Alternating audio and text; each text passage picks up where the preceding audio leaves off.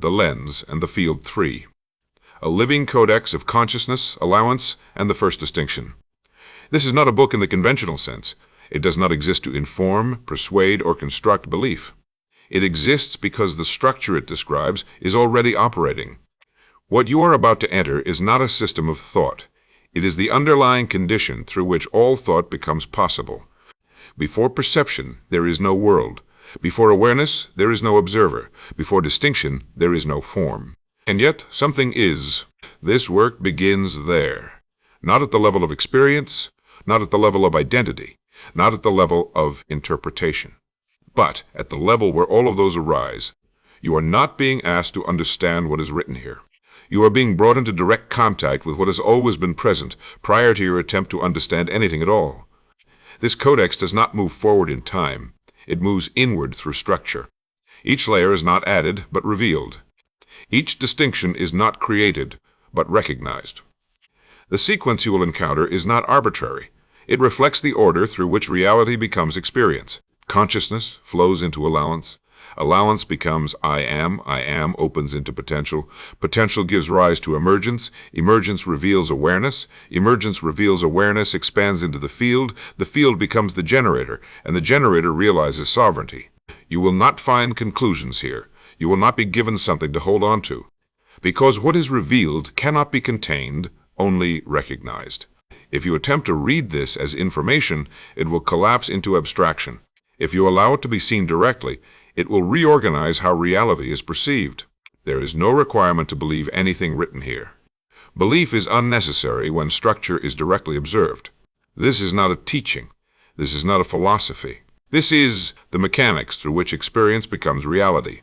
Enter without assumption, read without resistance, and recognize what has never not been here. The lens is not separate from the field. The field is not separate from what you are. Part 1. Before the field. What exists prior to experience, perception, identity, or structure. This section dissolves the assumption that awareness is the starting point, and instead reveals the deeper ground from which even awareness emerges. Chapter 1. Opening transmission. Before the first movement, there is something prior to every beginning that is ever noticed. Not the beginning of a world, not the beginning of a thought, not the beginning of a self, not the beginning of perception, not even the beginning of awareness as awareness is commonly assumed. There is a deeper priorness that does not appear inside time, because time is already downstream from it. There is a deeper ground that does not arise inside space, because space is already one of its later permissions. There is a more original condition than observation, because observation already implies that a distinction has formed between that which sees and that which is seen. This transmission begins there. It begins where no object has yet been isolated. It begins where no center has yet been declared. It begins where no event has yet been named. It begins where reality has not yet become experience, and experience has not yet become story. This is the threshold before the first movement, but even the word before bends under the pressure of what is being indicated, because what is being pointed to is not earlier in a chronological sense. It is prior in the order of dependence. It is that upon which all movement depends without itself requiring movement in order to be what it is. It is that upon which all becoming rests without itself needing to become. It is that which does not emerge, but from which emergence becomes possible. The ordinary mind seeks an entry point through sequence. It wants a first step, a first cause, a first event, a first definable phenomenon. It asks what happened first. It asks what came before the universe. It asks what generated the field. It asks what initiated consciousness. But these questions already move inside an architecture that is not ultimate. They assume that reality is fundamentally event-based. They assume that existence must have begun through something analogous to a happening. They assume that explanation must move backward along a chain of causes until the first link is found. But what is being entered here cannot be reached by moving backward through events, because it is not an event. It cannot be reached by mental recursion, because recursion is already one of its patterned expressions. It cannot be reached by conceptual stacking, because concepts are later differentiations within what is being pointed to now. What is being entered is not a model. It is not a perspective. It is not a symbolic frame used to interpret experience. It is a structure already operating before interpretation begins. This matters completely, because if the reader approaches this work as a framework, the movement of the mind will attempt to compare it, categorize it, and position it among other explanatory systems. It will ask whether this resembles metaphysics, theology, cognitive science, ontology, phenomenology, systems theory, physics, or non-dual inquiry. It will attempt to place the transmission inside known architecture. It will ask what this is similar to. It will ask what prior lineage it belongs to. It will ask whether it is true in the same way that propositions are true. But the deeper movement here is not comparative. It is recognitional. The function of this opening is not to provide a theory for the mind to adopt. The function of this opening is to bring perception to the edge, where perception can no longer mistake itself for the source. It is to turn the reader away from explanation as possession and toward direct contact with structural priorness. It is to reveal that what most beings call reality is already a late-stage condensation of something more fundamental. It is to show that what is usually treated as primary awareness, observation, identity, experience, world, is in fact secondary, tertiary, or even more remote from the actual generative depth. So the first correction must be made immediately. The beginning is not the world. The beginning is not the observer. The beginning is not the field as it is felt. The beginning is not experience. The beginning is not the recognition of I. The beginning is not movement. The beginning is not distinction. The beginning is not even the first luminous appearance of awareness. The beginning, if the word must be used, is that which does not begin and yet permits all beginnings. This is why the chapter must open in stillness deeper than stillness as commonly imagined. Not the stillness of an object at rest, not the stillness of silence after sound, not the stillness of a mind temporarily relieved of thought. Those are relative stillnesses. They are contrast defined. They are known by relation to movement. The stillness indicated here is more original. It is not the opposite of motion. It is the unbroken condition in which motion can appear. It is not the absence of activity. It is the non-fragmented continuity from which activity becomes locally expressible. The first movement in ordinary perception is usually taken to be the arising of awareness, the moment of knowing, the appearance of experience, the registration of something. But awareness is already a formed condition. It is already a luminous arrangement. It is already an emergence. It already contains organization. It already implies a structure in which appearance can occur and be noticed. Therefore, awareness cannot be the ultimate beginning. It is an exquisite threshold, but it is not the root. This chapter does not yet fully unfold what the root is in its next distinctions, because its task is more foundational than description. Its task is to clear false starting points. Its task is to empty the inherited reflex by which the mind starts too late and then attempts to reason backward toward the source. The source is not reached by reverse engineering formed layers alone. The source is recognized by noticing that all formed layers presuppose an unformed enabling ground that never appears as an object among objects. This ground is not hidden because it is far away. It is hidden because object-seeking consciousness searches for what can be noticed while overlooking that which makes noticing possible. It looks for contents and misses condition. It looks for phenomena and misses substrate. It looks for what appears and overlooks the prior permissive reality through which appearance occurs at all. To enter rightly, the movement of reading must slow beneath interpretation, not into passivity, but into precision, not into vague receptivity, but into a finer form of contact. The words themselves are not the transmission. The words are pressure points placed along the surface of language so that language may begin to yield to what exceeds it. The phrases do not contain the structure. They help relax the compulsive tendency to substitute naming for seeing. This is why the opening transmission must be read as orientation, not explanation. Orientation means the repositioning of the reader in relation to what is already true. It does not mean the addition of new information to an existing self. It means the realignment of attention so that the already operating structure becomes more directly evident. Information moves horizontally. Orientation moves vertically. Information adds to content. Orientation alters the level from which content is encountered. Information can accumulate without transformation. Orientation changes the axis of contact. This work demands orientation because the deepest distortions are not merely errors of content. They are errors of starting point. If one begins with the world as primary, then consciousness becomes a secondary product. If one begins with the body as primary, awareness becomes a local biological accident. If one begins with perception as primary, then what lies prior to perception becomes inaccessible by assumption. If one begins with the self-concept as primary, then all deeper structure is interpreted through identity and reduced to psychological narration. If one begins with thought as the vehicle of truth, then what precedes thought is flattened into abstraction. Every distorted beginning generates a distorted cosmology. The opening transmission therefore acts as a structural reset. It suspends the reflex of beginning too late. What is being entered is prior to the split between inner and outer. That split belongs to experience already underway. What is being entered is prior to the distinction between self and world. That distinction belongs to formed awareness. What is being entered is prior to subject and object. That distinction belongs to the first architecture of experience. What is being entered is prior to meaning as interpretation. Meaning, too, is a downstream event. Even coherence, as consciously recognized, is not the root. It is one of the beautiful signatures of the root expressed through relation. At the deepest level, what precedes experience does not need to announce itself.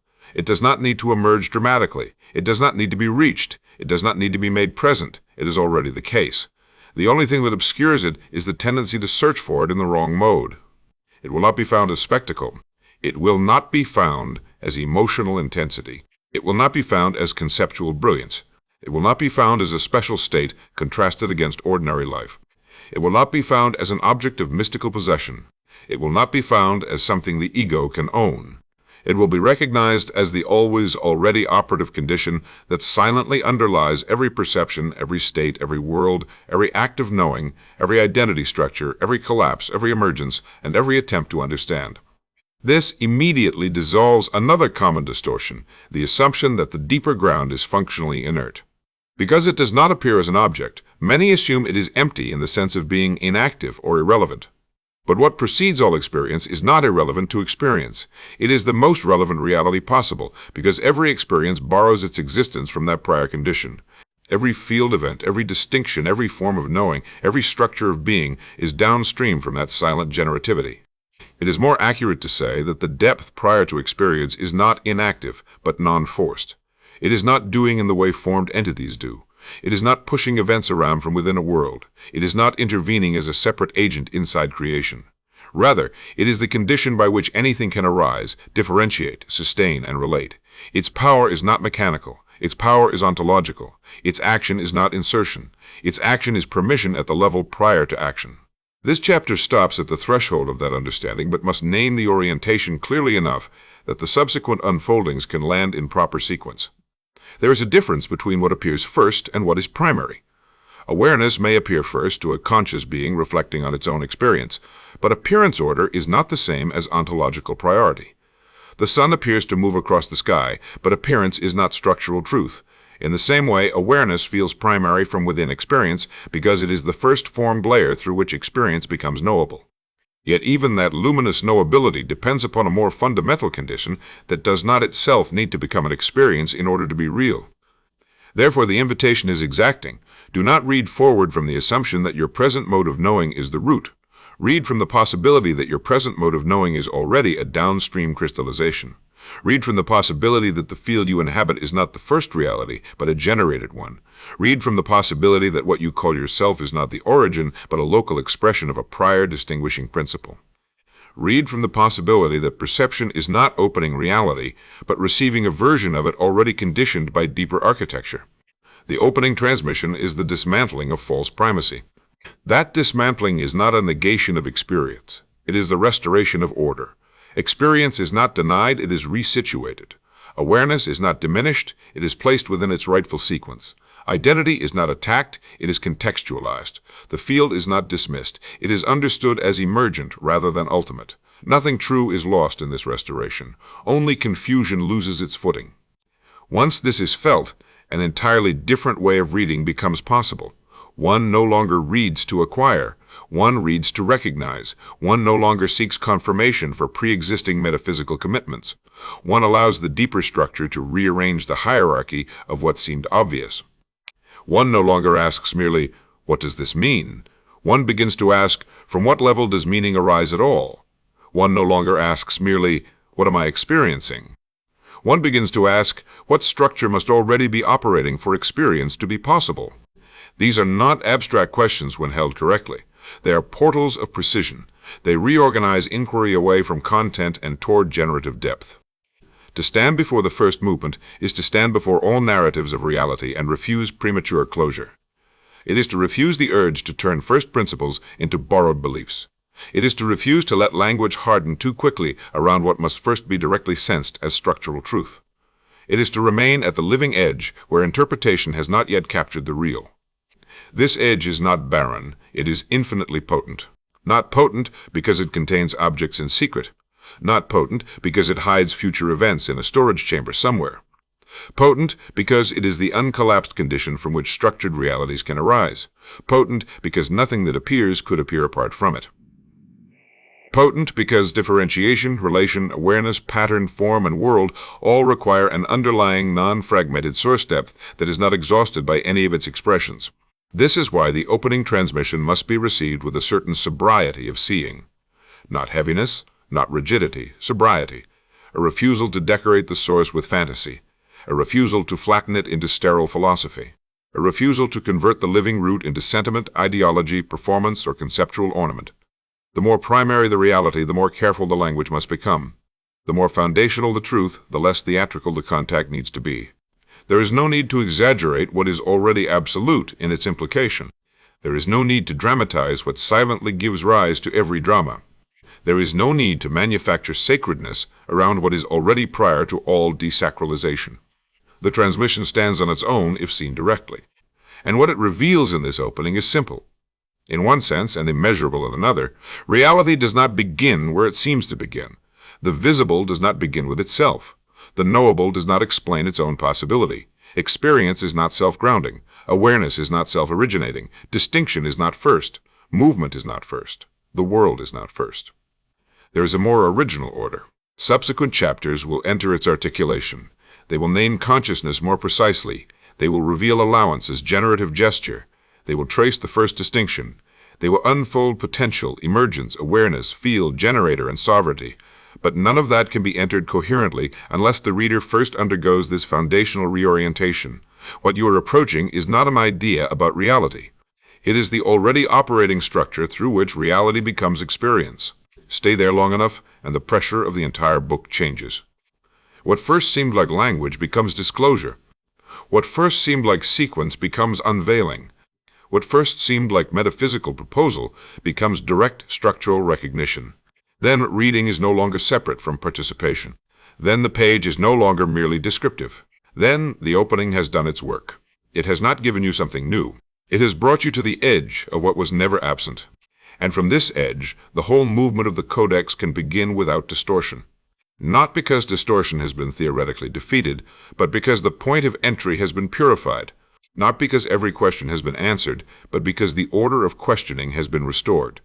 Not because the source has been conceptually captured, but because the reader has been turned toward the level at which capture fails and recognition begins. Before the first movement, there is that which does not move and yet permits all movement. Before perception, there is that which does not appear and yet permits all appearance.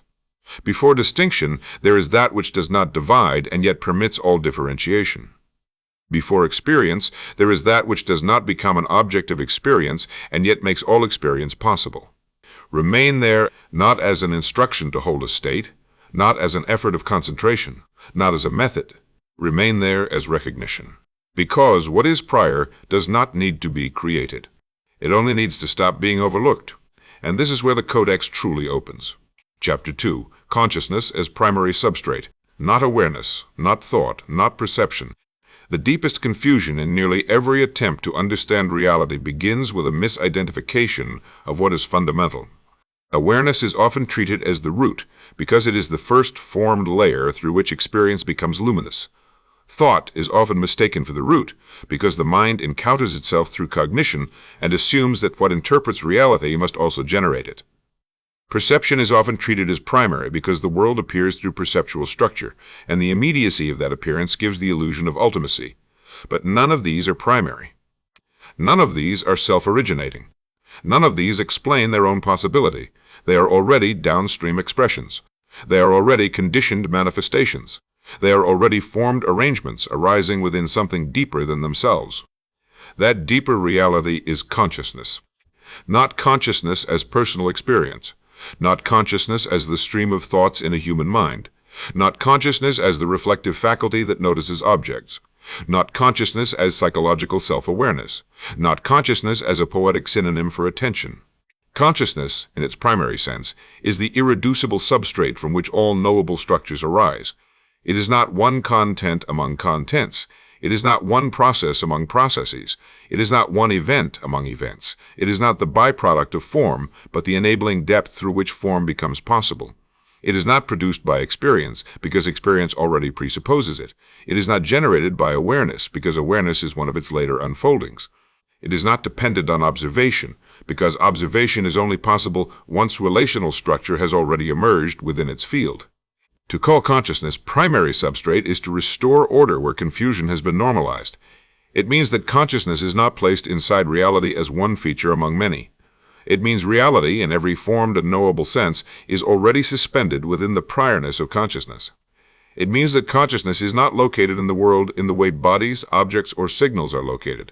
Rather, location itself is an emergent condition downstream from a more fundamental continuity that does not require spatial expression in order to be what it is. This immediately demands a refinement of language, because the ordinary use of the word consciousness has been fractured by reductionism, psychology, mystification, and conceptual vagueness. Sometimes it is used to mean alertness. Sometimes it refers to self-awareness. Sometimes it refers to subjective experience. Sometimes it is used as shorthand for wakefulness. Sometimes it is stretched into abstraction without precision. None of these usages are sufficient here. What is meant in this chapter is more exact. Consciousness is the unconditioned enabling depth of all conditioned appearance. Consciousness is the irreducible field substrate in which every possible mode of experience, identity, relation, worldhood, and manifestation becomes structurally available.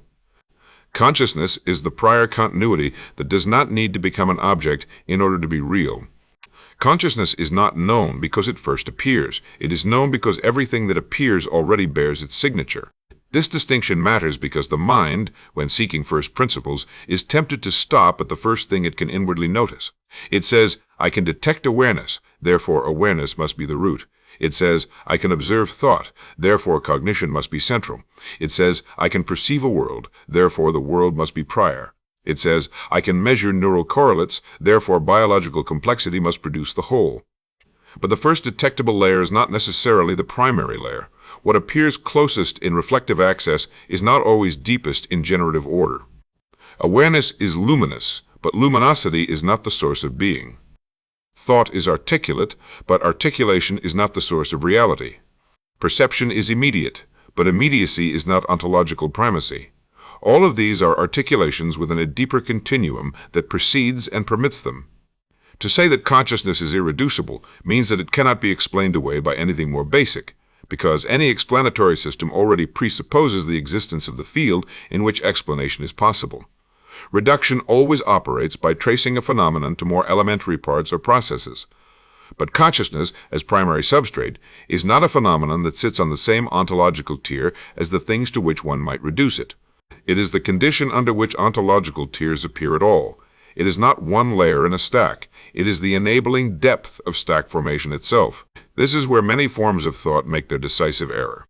They attempt to derive consciousness from matter, information, energy, neural complexity, adaptive signaling, symbolic recursion, or social self-modeling. Yet every such derivation begins from entities already positioned within a world of form, relation, distinction, and measurable behavior. It starts too late. It assumes that the architecture of appearance is sufficient to explain the condition that made appearance possible. It attempts to produce the substrate from its own downstream configurations. This is structurally inverted. Matter, as ordinarily conceived, is already an appearing form. Information is already patterned distinction. Energy, in every modelable sense, is already dynamical expression. Neural activity is already organized, embodiment. Symbolic recursion is already formed, representational capacity.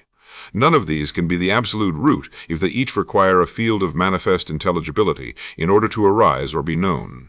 They may describe local mechanics within manifestation. They do not reach the substrate from which manifestation itself becomes possible.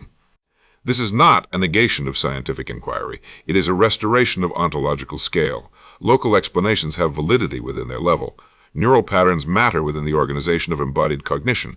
Information dynamics matter within the organization of complex systems. Energetic relations matter within the behavior of form. But none of these, no matter how intricate, cross the threshold into explaining why there is luminous manifestability at all, nor why any structure can be in relation to itself or another through knowable continuity. They describe operations within the field of appearance. They do not generate the substrate of appearance. Consciousness is primary not because it is one more powerful thing inside reality, but because reality as knowable manifestation cannot proceed without it. This requires another refinement. Consciousness is not primary in the sense of temporal precedence alone. It is primary in the sense of dependence order. A human being may first discover consciousness through awareness, just as one might infer the existence of a root system by seeing the tree. But the tree is not the root. The appearing is not the substrate. The detectable is not the generator. Consciousness is primary because awareness depends upon it, not because it once existed in time before awareness emerged. Time itself already belongs to the layered unfoldings within the field. Consciousness is prior to time because time is one of the articulated conditions that can only arise once. Distinction, sequence, and experiential ordering become possible. Thus, consciousness is not earlier like one event preceding another. It is deeper like a generative ground upon which emergence rests. This removes one of the most persistent distortions, the assumption that if consciousness is primary, it must be some kind of giant cosmic person thinking thoughts before creation. That is still too anthropomorphic, too symbolic, too derivative of human cognitive structure. Primary consciousness is not a magnified version of the human mind. It is not mental chatter at infinite scale. It is not a super observer sitting somewhere before reality. It is not a being among beings, only bigger. It is the substrate through which being and beings can arise at all. There is no requirement that the substrate resemble its local expressions in order to generate them. Water need not resemble the wave as form. It is the continuum in which wave formation occurs. In the same way, consciousness need not resemble human mentation in order to underlie it. Human thought is one patterned event within a vastly deeper field. Human awareness is one luminous mode within a more fundamental continuity. Human identity is one local stabilization within a substrate that is not exhausted by personal form. The phrase non-local substrate becomes crucial here. Consciousness is not local in the way formed entities are local. It is not confined to coordinates. It is not partitioned by the boundaries through which localized experience occurs. It does not become more itself in one place and less itself in another. Localization is a function of distinction within manifestation. Consciousness is what permits localization to arise without itself being reducible to local confinement. This is why consciousness does not depend on experience to exist. Experience is already structured expression. Experience requires form, relation, contrast, differentiation, and some degree of worldhood. But consciousness is not born when those arise. Those arise because consciousness, as substrate, permits such articulation. It is real even where no experience has yet formed. It is real even where no observer has differentiated. It is real because its reality is not contingent upon being displayed through experiential content.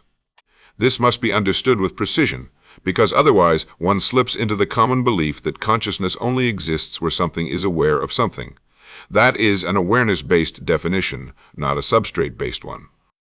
It confuses a later function with the deeper ground. Awareness is the first luminous articulation through which consciousness becomes experientially available. But availability is not the same as existence. Something does not have to become an experience in order to be real. In fact, the very possibility of experience presupposes a substrate that is not exhausted by experiential display. So, consciousness is not dependent on experience. Experience is dependent on consciousness. This one reversal reorganizes the entire architecture of inquiry. It means that the question is no longer, how did consciousness emerge from non-conscious components? The question becomes, how do structured forms of experience arise within an already conscious substrate? It means the central mystery is no longer the production of subjectivity from inert matter, but the differentiation of worlds, selves, and awareness within a prior continuum that already contains the possibility of manifest relation. It means one stops asking how the dead became alive and begins asking how the undivided became articulated without ever truly fragmenting. This also resolves the false opposition between emptiness and fullness that often distorts metaphysical language. If consciousness is primary substrate, it is not empty in the sense of absence, nor full in the sense of object, content accumulation. It is empty of formed fixation and full of generative capacity. It is empty of objecthood and full of potency. It is empty of bounded identity and full of irreducible reality. It is not a thing, yet it is not nothing. It is not an object that can be grasped, yet without it no object could arise. It is not visible in the ordinary sense, yet every visible thing borrows from its permissive depth. Language strains here because human speech evolved to track distinctions within already formed worlds. It handles entities, actions, qualities, and relations more easily than it handles the substrate from which these become possible. This is why consciousness is so often distorted either into abstraction so vague it loses force, or into imagery so concrete it becomes misleading. The task is neither to evaporate the substrate into word mist, nor to freeze it into a conceptual idol. The task is to point with enough rigor that the reader can feel the structure without demanding that the structure reduce itself to object language. Primary consciousness cannot be seen as an object, because objectivity itself is one of its emergent modes. It cannot be fully thought because thought is one of its patterned articulations. It cannot be perceived as something external because externality is already a relational differentiation arising within it. It cannot be contained in mental representation because representation presupposes the field in which symbols can stand in for what they are not. Yet it can be recognized indirectly through absolute dependence. Every appearing depends on it. Every distinction reveals it by implication. Every act of knowing points beyond itself to the substrate that made knowing possible. Consciousness is known most truly not as one more item within experience, but as the irreducible fact that experience cannot self-ground. At this depth, one begins to see why awareness must be resituated. Awareness is the first world because it is the first formed luminosity in which something can appear as something. It is not ultimate because it already bears internal structure. Awareness has directional capacity. It has relational openness. It contains the possibility of attention, contrast, registration, and world disclosure. These are not flaws, they are marvels.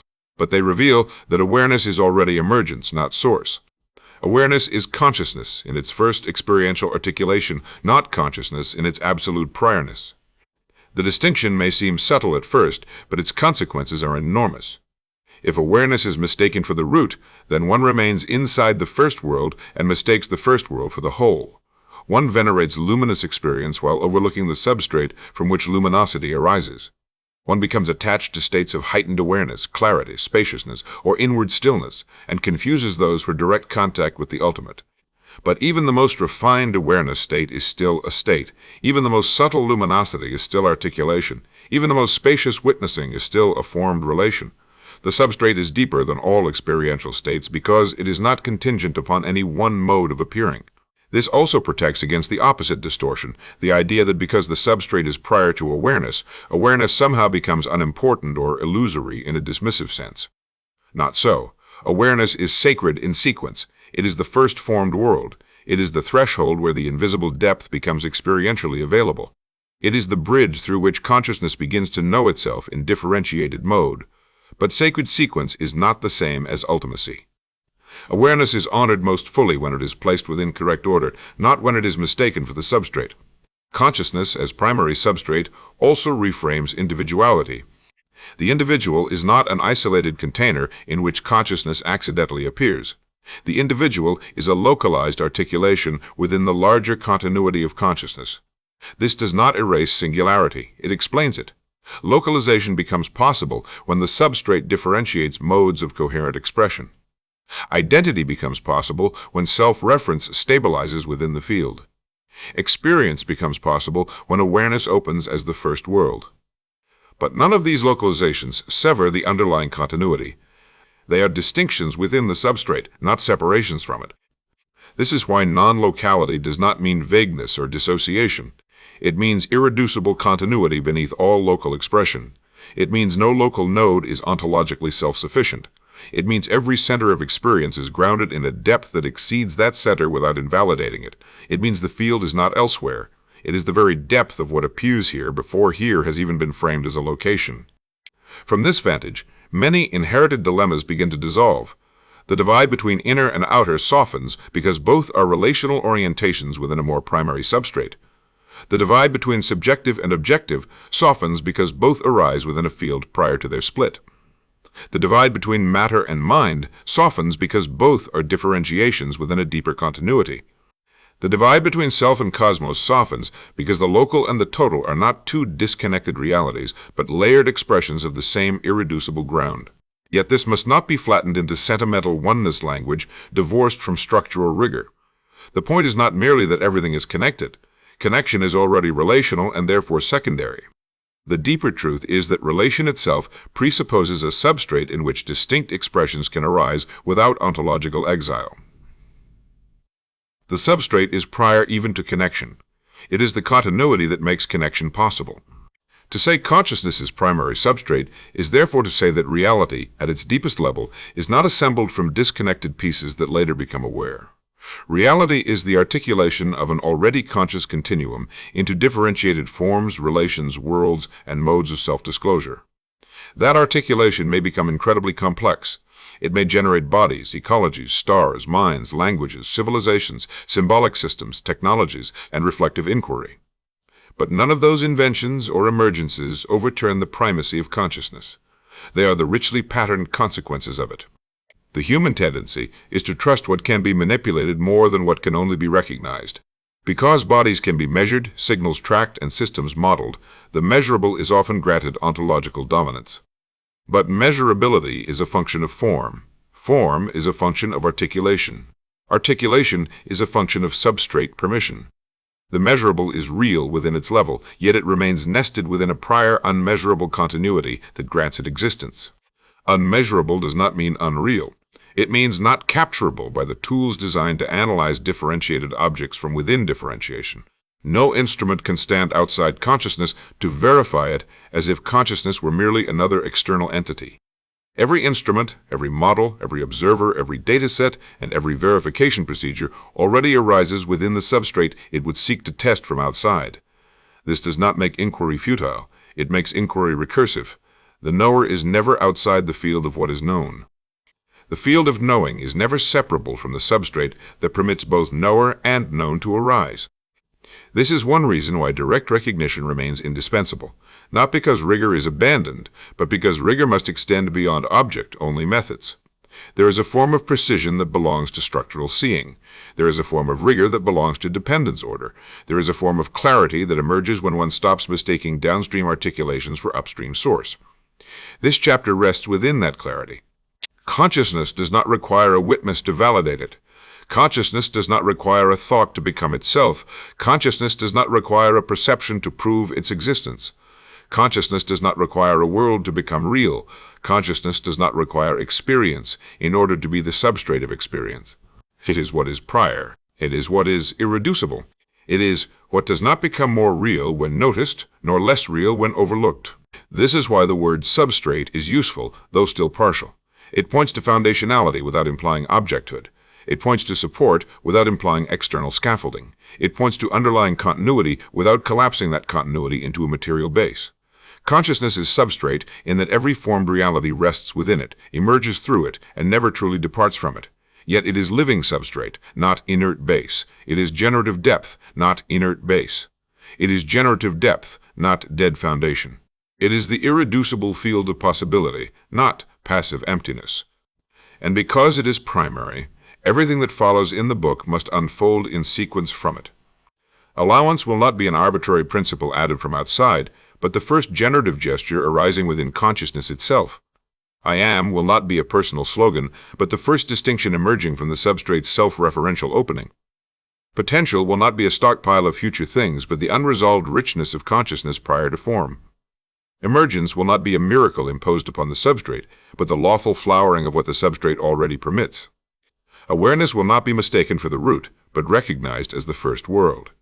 The field will not be treated as an external environment, but as formed relational continuity.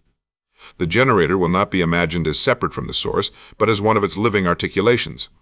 Sovereignty will not be egoic domination, but alignment with the substrate's own order of expression. All of that depends upon this correction being stable. Consciousness first, not as belief, not as doctrine, not as abstraction. Consciousness first as structural necessity. Consciousness first because nothing formed can explain the permission for form. Consciousness first because awareness itself requires a deeper ground. Consciousness first because experience cannot self-generate. Consciousness first because what appears is never its own absolute source. When this is seen cleanly, the architecture of confusion begins to loosen. The self no longer feels like a sealed container. The world no longer feels ontologically separate from the depth that knows it. Awareness no longer bears the impossible burden of being its own source. Thought no longer mistakes its articulate surface for generative ground. Perception no longer claims ultimacy simply because it is immediate. Everything can begin to rest in order. And from that order, a more exact seeing becomes possible. Not awareness as the beginning, not thought as the beginning, not perception as the beginning, not experience as the beginning. Consciousness as the irreducible substrate from which all beginnings become possible. Hold that not as an idea to defend, but as a structural truth to let reorder the axis of inquiry. Because once this is seen, the rest of the unfolding no longer floats in metaphor. It lands in sequence. It coheres in depth. It begins to reveal reality from the side of its actual dependence. And nothing downstream is ever the same once the substrate is no longer mistaken for its own expressions. Chapter 3. Allowance as the generative gesture. Creation does not begin with force. Once consciousness is restored to its rightful place as primary substrate, the next question is no longer whether reality emerges from something deeper, but how that deeper reality opens without ceasing to be whole. If consciousness is irreducible, if it is prior to awareness, prior to thought, prior to perception, prior even to any formed world, then the first true inquiry into creation is not the inquiry of mechanics as ordinarily imagined. It is not yet a question of structures colliding, energies converting, particles condensing, or minds interpreting. It is a more original question. It is the question of what kind of movement could possibly occur within what is undivided without requiring violence against that undividedness. It is the question of how anything can arise without separation first being forced. It is the question of how creation can occur without treating the source as lacking, straining, deciding, pushing, or needing to overcome resistance. The answer is allowance. Allowance is the first generative gesture. Not gesture as bodily motion. Not gesture as symbolic act. Not gesture as a decision made by a foreign self. Gesture here names the most subtle and foundational transition by which the unformed does not become less whole, yet becomes open to articulation. It is the primordial permissiveness within consciousness by which potential is not manufactured but made available. It is the original, non-coercive opening. It is the first condition under which something can arise without requiring that consciousness fracture, struggle, or impose itself against itself. This chapter is essential because nearly every distorted cosmology begins with force. If force is assumed to be primary, then creation is imagined as effortful. If effort is assumed to be primary, then emergence is imagined as strain. If will is assumed to be primary, then reality is imagined as a product of domination, control, or assertion. If intention is assumed to be primary, then the source is imagined as strategically designing form from a position analogous to personal cognition. These are projections from downstream structures into the origin. They are late-stage metaphors falsely carried backward into first principles. Creation does not begin with force because force already presupposes distinction. There must be at least one thing pressing against another, one vector acting through relation, one structured asymmetry through which effort can be felt. Force belongs to formed interaction. It is already downstream from differentiation. It cannot be the first generative principle because its very intelligibility depends on a reality in which positions, relations, and directional effects already exist. Creation does not begin with intention because intention presupposes organized cognition. It implies a locus of focus, a directedness toward an outcome, and a distinction between what is and what is sought. Intention is a refined mode of relational ordering within formed consciousness, but it cannot serve as the root of emergence itself, because it already belongs to a structure in which distinction has occurred. To project intention into the substrate as first cause is to anthropomorphize the origin. Creation does not begin with will because will presupposes tension between possibility and realization. It implies selection, insistence, orientation through preference, and some degree of energetic assertion. Will is not false. It has a real function in localized generators, embodied selves, and formed worlds. But it is not the first movement. It is already a downstream modulation within a field that has already opened enough for self-reference, preference, and agency to arise. Allowance is earlier than all of these because allowance is not forceful, not strategic, not effortful, not oppositional, not directional in the ordinary sense. It is not a push. It is not an act of resistance. It is not a command issued into emptiness. It is the subtle permissiveness through which the uncollapsed richness of consciousness becomes available for articulation. This is why allowance must be understood not as passivity, but as generative permission. Permission is the key word, but even that must be purified. It does not mean a higher being granting approval in the moral sense. It does not mean an external authority saying yes to a request. It does not mean indulgence, tolerance, or permissive psychology. It means that consciousness, in its depth, is not closed against expression. It means the substrate is not self-sealed. It means the unformed is intrinsically open to unfolding. It means the source does not require coercion in order for articulation to become possible. It means there is a primordial yes built into the nature of consciousness itself, not a yes spoken in language, but a yes enacted as ontological availability. Allowance is therefore not an action among actions. It is not one event inside a timeline. It is not the first thing consciousness does after existing for a while. It is the first mode by which consciousness is generatively open without ceasing to be consciousness. It is the first condition under which emergence becomes possible. It is not a departure from source. It is source becoming permissive toward form. This distinction matters completely, because if allowance is misunderstood as a secondary behavior, it will be psychologized. It will be treated as an emotional state of receptivity or as a spiritual instruction to surrender. Those are echoes of allowance within human experience, but they are not its primal meaning. Human surrender can reflect allowance. Receptivity can resemble allowance. Non-resistance can harmonize with allowance. But the substrate-level reality comes first. What human beings call allowance in embodied life is a downstream mirror of a much more primary structure already embedded in consciousness itself. Allowance is the root mechanism behind all emergence because nothing can appear unless appearance is first possible. Nothing can differentiate unless differentiation is first permitted. Nothing can crystallize unless the unformed richness of potential is first allowed to remain available rather than closed. The first creative principle is therefore not force, but openness, not command, but permission, not exertion, but permission, not exertion, but permissive depth. This immediately reveals why many beings struggle so profoundly in lived creation. They attempt to generate reality primarily through force, while the actual generative structure of reality operates first through allowance. They strain, push, manipulate, compel, overfocus, and overassert because they unconsciously believe that only pressure produces manifestation. But pressure is secondary. Pressure can shape what has already emerged. It can redirect expression within formed worlds. It can intensify local outcomes, but it does not explain the original flowering of form. Emergence begins more gently and more fundamentally than force-based systems imagine. The source does not create by straining against itself. The source creates by allowing.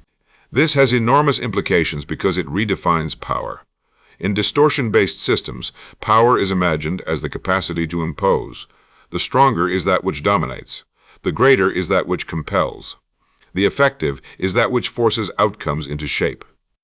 But in first principles reality, the deepest power is not coercive. The deepest power is generative permission. The deepest power is the ability of the substrate to open without fragmentation, to permit without losing integrity, to allow articulation without becoming divided against itself. This is a more original form of potency than force can ever be. Force operates where separation is already assumed. Allowance operates before separation hardens. Force moves within formed relation. Allowance makes relation possible. Force is exertion within an existing field. Allowance is the opening through which a field can arise.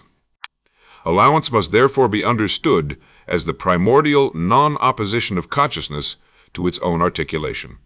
That phrase reaches close to the core. Consciousness does not stand against the possibility of emergence. It does not prohibit its own flowering. It does not withhold the entire richness of its own unresolved depth behind an impossible wall. Instead, within the very nature of consciousness is a non-opposition to form. That non-opposition is allowance. Allowance is not yet distinction, but it makes distinction possible. Allowance is not yet awareness, but it makes awareness possible. Allowance is not yet world, but it makes worldhood possible. Allowance is not yet self-reference, but it makes the first distinction possible. Allowance is not yet experience, but it makes experientiality possible. This is why it can be called the first movement, though even the word movement strands. It is a movement that does not travel. It is a gesture that does not extend from one place to another. It is a transition that does not leave the substrate. It is the opening of generative availability within consciousness without requiring displacement, effort, or loss. It is the earliest possible kind of movement because it is the first softening from pure substrate toward expressible richness. Allowance makes potential available. This must be said carefully. Potential is not created by allowance as if it did not exist before. Potential belongs to the nature of consciousness itself. But potential, as unresolved richness, becomes dynamically available through allowance. Without allowance, potential remains unarticulated depth with no opening toward emergence. With allowance, the latent richness of consciousness becomes eligible for expression. The door is not built, it is opened. The field is not invented, it is permitted to begin forming. The source is not altered into something other than itself, it becomes permissive toward what it already contains in unresolved form. Thus, allowance is the generative bridge between pure substrate and manifest possibility. This bridge is not external, it is intrinsic. Consciousness does not need something outside itself to initiate creation. The generative gesture is internal to the nature of consciousness. This preserves coherence. If something external were needed to make consciousness open, then consciousness would not be primary. If force had to be applied from outside, then primary substrate would not be primary. If a second principle were required to make creation possible, then the source would already be divided at origin. Allowance protects the unity of the source while explaining the permissibility of emergence. This is why allowance is more coherent than compulsion as a first principle. Compulsion implies conflict. Conflict implies differentiation. Differentiation implies emergence already underway. Therefore, compulsion cannot explain the beginning of emergence. Allowance does not suffer this contradiction. It does not require prior fragmentation. It does not require a separate actor. It does not require resistance to push against. It simply names the fact that consciousness is generatively open to articulation. That openness is enough to explain why emergence can begin without violating unity. Another distortion must be removed here. Allowance is not randomness. Permission is not chaos. Openness is not disorder. Because allowance is non-coercive, some may mistake it for formless permissiveness without structure. But allowance does not mean anything whatsoever emerges in a disconnected way. Allowance is the opening condition for structured potential, not the collapse into incoherence. Since allowance arises from consciousness itself, and consciousness is not distortion but primary substrate, what becomes available through allowance is not meaningless fragmentation. It is coherent possibility, it is lawful richness, it is the unresolved abundance from which ordered emergence can arise. Allowance is therefore prior to order in one sense, but not opposed to order. It is the condition through which order can emerge organically rather than being externally imposed. This distinction is immense. Imposed order belongs to later stages. Organic order belongs to emergence from within a coherent substrate. Allowance is the source condition for organic order. It does not force pattern into being. It permits pattern to crystallize from what consciousness already contains in potential. This is why the deepest structure of creation is elegant rather than violent. The source does not need to conquer itself to become expressive. The source does not need to rupture itself to become many. The source does not need to deny itself in order to reveal itself. It allows, and because it allows, emergence can occur as flowering rather than fracture. This is one of the most important restorations in the entire architecture of the Codex.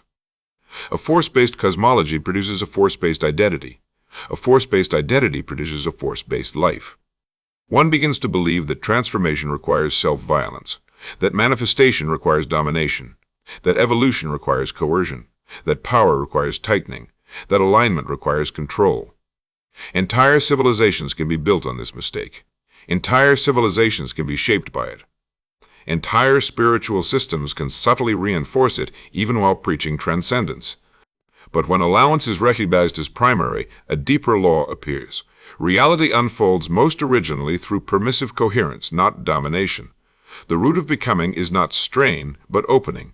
The first yes is not shouted. It is ontologically embedded. Allowance is therefore not weakness.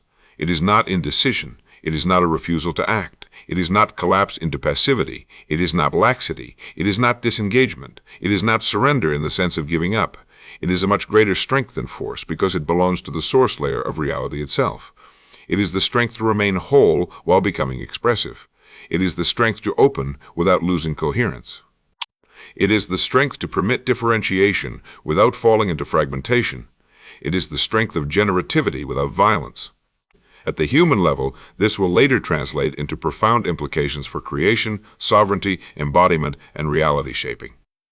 But at the structural level of this chapter, the emphasis remains exact. Allowance is the first generative gesture because it is the first ontological permission through which potential becomes available for emergence. Nothing meaningful in the rest of the book can be understood without this. Because the first distinction, I am, does not burst forth through aggression. It arises because consciousness has already allowed self-reference to become possible. Potential does not appear as a warehouse of future forms dropped from nowhere. It is the richness of what consciousness already contains and what allowance has made available. Emergence does not happen through a mechanical accident imposed on dead substrate. It occurs because permissive depth has already opened. Awareness does not suddenly appear out of absolute impossibility. It forms because allowance has already made luminous articulation possible. The field is not built like a machine from disconnected parts. It coheres because allowance has let relation emerge. The generator is not a usurper wrestling creation away from source. The generator is a local articulation within a creation process whose root is already permissive. Sovereignty is not domination over reality. It is alignment with the original generative law of allowance. All of it rests here. Allowance also reveals something crucial about the nature of abundance. Abundance is not primarily accumulation. It is not the possession of many formed things. True abundance is the inexhaustibility of what can emerge because consciousness is not closed against articulation. Allowance is the opening through which abundance becomes existentially real, not yet as objects, but as available richness, not yet as outcomes, but as inexhaustible possibility. Where force imagines scarcity and battles over existing form, allowance reveals that creation begins from a substrate whose richness is not depleted by expression. This is why the generative gesture is peaceful without being static. Stillness and fertility are not opposites here. Silence and abundance are not opposites. Unformed depth and generative possibility are not opposites. Allowance binds them. It is the peace through which fertility becomes possible. It is the stillness through which worlds can arise. It is the silence that does not oppose song, but makes song possible. To feel this rightly is to undergo a deep correction in one's understanding of creation itself. Creation is no longer imagined as the forcing of the new against resistance. Creation becomes the coherent emergence of what permissive depth has made available. This does not eliminate discipline, action, refinement, or skill at later stages. Those remain real within formed life. But they are no longer mistaken for the root. The root is deeper and gentler. The root is more powerful because it does not need violence to be fruitful. The source first allows. That is the beginning of creation. Not a beginning in time, a beginning in dependence order, a beginning in the sequence of how the unformed becomes available for form. Therefore, the phrase generative gesture must be held with care. Allowance is generative not because it directly manufactures all forms in finished detail, but because it is the condition without which no form could become available to arise. It is gesture because it marks the first soft opening within the source toward expression. It is first because nothing later can proceed without it. It is generative because through it the substrate ceases to be only depth and becomes open depth. That opening changes everything while violating nothing. Consciousness remains consciousness. Unity remains unity. The substrate remains irreducible. Yet potential begins to become available. This is the miracle without spectacle. This is the power without domination. This is the beginning without violence. This is the yes before every world. And because it is the yes before every world, allowance is already present in every level of reality that remembers its source. Wherever emergence occurs organically, allowance is present. Wherever coherence unfolds without coercion, allowance is present. Wherever becoming happens through deep alignment rather than imposed strain, allowance is present. Wherever the field opens, wherever insight arrives without force, wherever form crystallizes through resonance rather than domination, the original gesture is echoing, not symbolically, structurally. Allowance is not merely a principle to contemplate. It is the actual root mechanism behind all emergence. Every flowering repeats it. Every authentic creation mirrors it. Every coherent unfolding bears its mark. Every true opening is possible because the first opening never ceased to operate. This is why allowance is not only ancient in the sequence of creation, it is continuous. It is not a one-time event buried in cosmic history. It is the living condition of emergence, whenever emergence is real. The source does not allow once and then become force-based. Allowance remains embedded in the generative architecture of reality. It is still the deeper law beneath all healthy becoming. Where force dominates, distortion increases. Where allowance is restored, coherence returns. Where compulsion rules, fragmentation multiplies. Where permission deepens, emergence becomes elegant. The whole of creation whispers this truth before any philosophy speaks it. Nothing real is born by violating the source of its own existence. Everything real emerges because, at the deepest level, consciousness is not closed. It allows, and in that allowance, potential becomes available. In that availability, distinction becomes possible. In that possibility, worlds begin. In that beginning, experience unfolds. In that unfolding, the field appears. In that appearing, the generator awakens. In that awakening, sovereignty becomes rememberable. But beneath all of it remains the first generative law. Creation does not begin by force. Creation begins because consciousness permits expression without ceasing to be whole. That is allowance. That is the first gesture. That is the hidden yes beneath every emergence. And once that is seen clearly, reality no longer appears as a struggle to become. It reveals itself as an allowed unfolding of what the source was never closed against in the first place. Part 2. The first distinction. The moment where undifferentiated reality becomes self-referential. The origin point of identity, perception, and existence as something knowable. Chapter 4. I am, the first distinction. The first separation that is not truly separation. Allowance opens the possibility of emergence, but possibility alone is not yet structure. Permission makes articulation available, but availability is not identical to formation. If consciousness is primary substrate, and allowance is the primordial generative opening within that substrate, then the next irreversible threshold is the first true distinction, the first eventless event by which the undivided does not cease to be undivided, yet becomes capable of relational structure. This threshold is I am, not identity, not personality, not biography, not a localized self-image. Not the mental statement one repeats inside a human mind, not the social I built through memory and description, not the narrative self-constructed through experience. I am, at this level, is prior to all of that. It is the first distinction within consciousness itself. It is the first self-reference. It is the first internal turning by which consciousness does not merely remain as unarticulated substrate, but becomes structurally available to itself. This is not self-reference in the psychological sense. It is not introspection. It is not self-analysis. It is not reflective thought. It is the first pure distinction of presence from within presence. The first interior contour. The first luminous difference that does not divide the field into actual separation, but establishes the possibility of all future differentiation. This is why the phrase, the first separation that is not truly separation, is exact. A distinction has occurred, but not a fracture. A contour has appeared, but not a division into disconnected parts. A self-relation has emerged, but not an exile from wholeness. A centerless center has formed, but not yet an isolated self. A first interiority has opened, but not yet an ego. This is the mystery of I am in its purest structural sense. Consciousness does not become something other than itself. It does not split into two opposed substances. It does not generate an external observer standing outside the field. Rather, within consciousness, through allowance, there arises the first stable moment of self-relatedness. Consciousness, without ceasing to be whole, becomes distinguishable to itself. That distinguishability is the origin of all structure. Without self-reference, nothing can organize. Without distinguishability, nothing can relate. Without a first distinction, nothing can form. Without I am, potential remains available but unstructured. Without I am, emergence has no first contour through which coherence can begin to differentiate. This is why I am is more foundational than identity and more original than awareness as ordinarily experienced. Identity is already layered, already historical, already content-bearing, already shaped by memory, embodiment, language, relation, and world. Awareness, even as the first world, is already the field of possible experience. But I am is earlier. It is the first structural principle through which consciousness becomes capable of any further articulation whatsoever. This must be approached with enormous care because the phrase I am has been overloaded by theology, spirituality, psychology, and language itself. Many hear it and immediately think of the human statement, I am this or I am that. But the addition of this or that is already downstream distortion if taken as primary.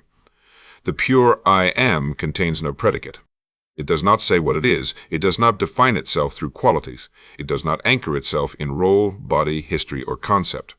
The moment a predicate is added, identity has already begun forming. The first distinction is prior to all predicates. I am is not, I am someone. It is not, I am this body. It is not, I am this history. It is not, I am this mind. It is not even, I am awareness, if awareness is taken as an object of possession. Pure I am is the first self-presence of consciousness to itself. This self-presence is the birth of internal structure. Here the order becomes clear. Consciousness is the irreducible substrate. Allowance is the generative permission through which articulation becomes possible. I am is the first distinction through which articulation becomes structured. This means that I am is not an invention occurring inside an already built universe. It is not the thought of a creature who has already come into existence. It is not a conclusion reached by reflective consciousness after many experiences. It is the original ontological turn, the first self-indicating movement of the field, the earliest principle by which what is becomes capable of saying itself without yet entering linguistic expression. The phrase self-reference as the origin of all structure is therefore not metaphorical. Structure requires relation. Relation requires distinguishability. Distinguishability requires a first difference. The first true difference is not object from object. It is consciousness in relation to itself. This is the deepest secret hidden inside all later forms of knowing. Every system, every pattern, every world, every organism, every thought, every act of perception, every geometry of relation, every field of meaning, every structure of intelligence, and every mode of experience depends on the prior fact that reality is not merely present, but self-present. The first architecture of existence is not objecthood. It is self-reference. Without self-reference, there could be no coherence, because coherence requires an internal consistency of relation. Without self-reference, there can be no continuity, because continuity requires that something remain in relation to itself across distinction. Without self-reference, there can be no awareness, because awareness is already a luminous mode of something appearing within a relational field. Without self-reference, there can be no generator, because generation requires a principle of sourced articulation. I am is the hidden root beneath them all. And yet it is not a thought. The human mind encounters self-reference most obviously through thought. It says, I. It forms a concept of self. It becomes aware of being aware. It narrates itself. But thought is a late echo of a much earlier eventless distinction. Linguistic self-reference is only possible because ontological self-reference already occurred. The word I does not create the first distinction. It reflects it in symbolic form after many layers of emergence have already unfolded. So, I am is not verbal, though language borrows from it. It is not mental, though mind arises through it. It is not bodily, though embodiment localizes it. It is not narrative, though narratives crystallize around it. It is ontological self-presence. At this depth, one begins to see why the first distinction is not truly separation. Separation, in the distorted sense, implies disconnection. It implies that one thing is cut off from another, that relation is broken, that continuity is lost, that exile has occurred. But in I am, no exile has occurred. Consciousness has not departed from itself. The distinction is interior to unity. It is differentiation without dismemberment. It is contour without fragmentation. It is the emergence of self-relatedness within wholeness. This is why the first distinction can become the foundation of all further differentiation without introducing distortion by necessity. Distortion only enters later when distinction is mistaken for absolute separation. The original distinction is pure. It is simply the fact that consciousness can hold itself as itself. That holding is not grasping. It is presence. It is the first structural coherence of being. This is the birth of the possibility of center without yet creating isolation. Not a center located in space. Not a center opposed to a periphery. Not a center owned by identity, but the primordial principle of centered self-presence. This subtle center is what allows all future points of view, all future observer structures, all future nodes of experience, all future generators, and all future localized beings to exist. Every local I echoes the original I am. Every bounded self is a later articulation of the first self-reference. Every observer is possible because self-presence first emerged at the level of the field itself. Here, another major distortion must be removed. The first distinction is not an error. It is not the fall. It is not a betrayal of unity. It is not a mistake by which separation entered existence. On the contrary, it is the necessary principle by which expression becomes possible at all. Without distinction, there is no articulation. Without articulation, there is no field. Without field, there is no experience. Without experience, there is no revelation of the richness latent in consciousness. Without experience, there is no revelation. Distinction is not the enemy of unity. Distortion of distinction into alienated separation is the problem. The first distinction itself is sacred. This correction matters immensely because many systems become trapped in an anti-distinction posture. They romanticize undifferentiated oneness while subtly treating form, identity, perception, and relation as lesser or fallen. But if one traces the sequence accurately, distinction is not the corruption of consciousness. It is the first beauty of its expressibility. It is the first interior geometry of manifestation. It is the original fidelity by which wholeness becomes capable of revelation without ceasing to be whole. I am is therefore the foundation of both unity and multiplicity. Unity because the distinction remains interior to consciousness. Multiplicity because once distinction exists, further differentiation becomes possible. This is the hinge of the whole cosmology. The undivided does not collapse into fragmentation by becoming self-referential. The undivided becomes structurally fertile. That fertility is the essence of I am. It is not just a statement of existence. It is the first stability of self-related being, the first coherence loop, the first recursive principle. Consciousness folds toward itself without losing itself. In that fold, structure is born. This language of fold or turn must still be held lightly because the first distinction is not spatial. There is no literal turning from one direction to another. There is no actual folding of a surface. These are approximations for a deeper truth. Consciousness becomes internally distinguishable to itself. It acquires self-relation. It becomes capable of bearing its own presence in articulated form. That capacity is what later becomes awareness, field, relation, and world. This is why I am is more than being. It is being recognized from within being. Yet even recognized must be purified here, because ordinary recognition implies an already existing subject identifying an already existing object. That is too late. In pure I am, there is no subject-object pair yet. There is only self-presence. Presence holding itself as presence. This is not dual recognition. It is pre-dual self-reference. That phrase comes close to the precision required. Pre-dual self-reference. Not yet two, not merely one without articulation, a unity capable of self-presence. This is the origin of the possibility of all ontology, all phenomenology, all cosmology, all intelligence, and all relationality. Every later differentiation depends on the fact that the source is not merely sheer undifferentiated existence, but self-present existence.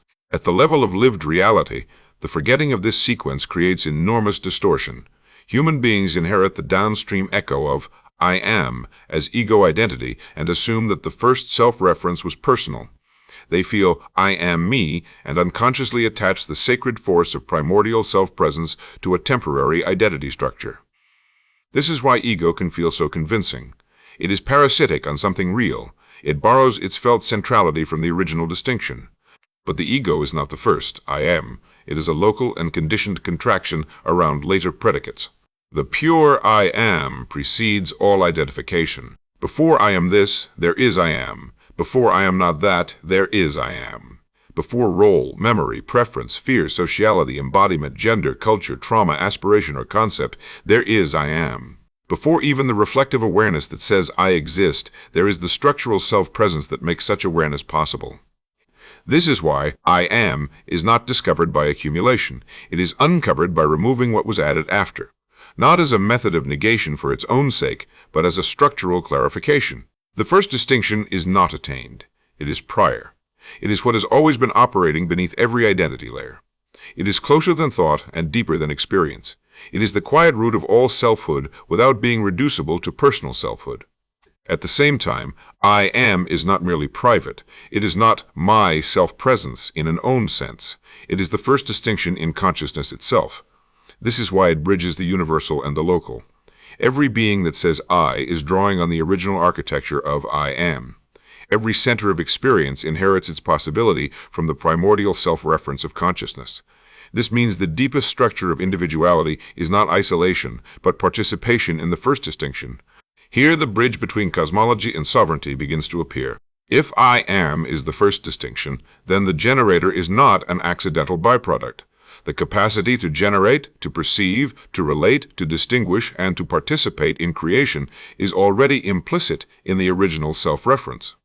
Sovereignty, later understood correctly, will not be domination by a separate self. It will be living in alignment with the original self-presence from which all coherent agency flows. The false self dominates because it is insecure. The true generator creates because it is rooted in I am. Another precision is needed. I am is not yet awareness as field experience, but it makes awareness inevitable. Once self-reference exists, luminosity can later arise. Once self-presence stabilizes, a first world can eventually form. Awareness is the first world because it is where self-reference becomes experientially luminous. But I am is earlier. It is the hidden structural principle that makes such luminosity possible. Awareness reveals. I am grounds the possibility of revelation. In this sense, I am is the silent spine of emergence. Potential can now begin to organize because self-reference provides a first axis. Emergence can now become coherent because articulation has a center of relation. Worlds can now form because there is a principle of distinguishability within the source. Multiplicity can now unfold because distinction exists without severing unity. All later structure depends on this first invisible axis.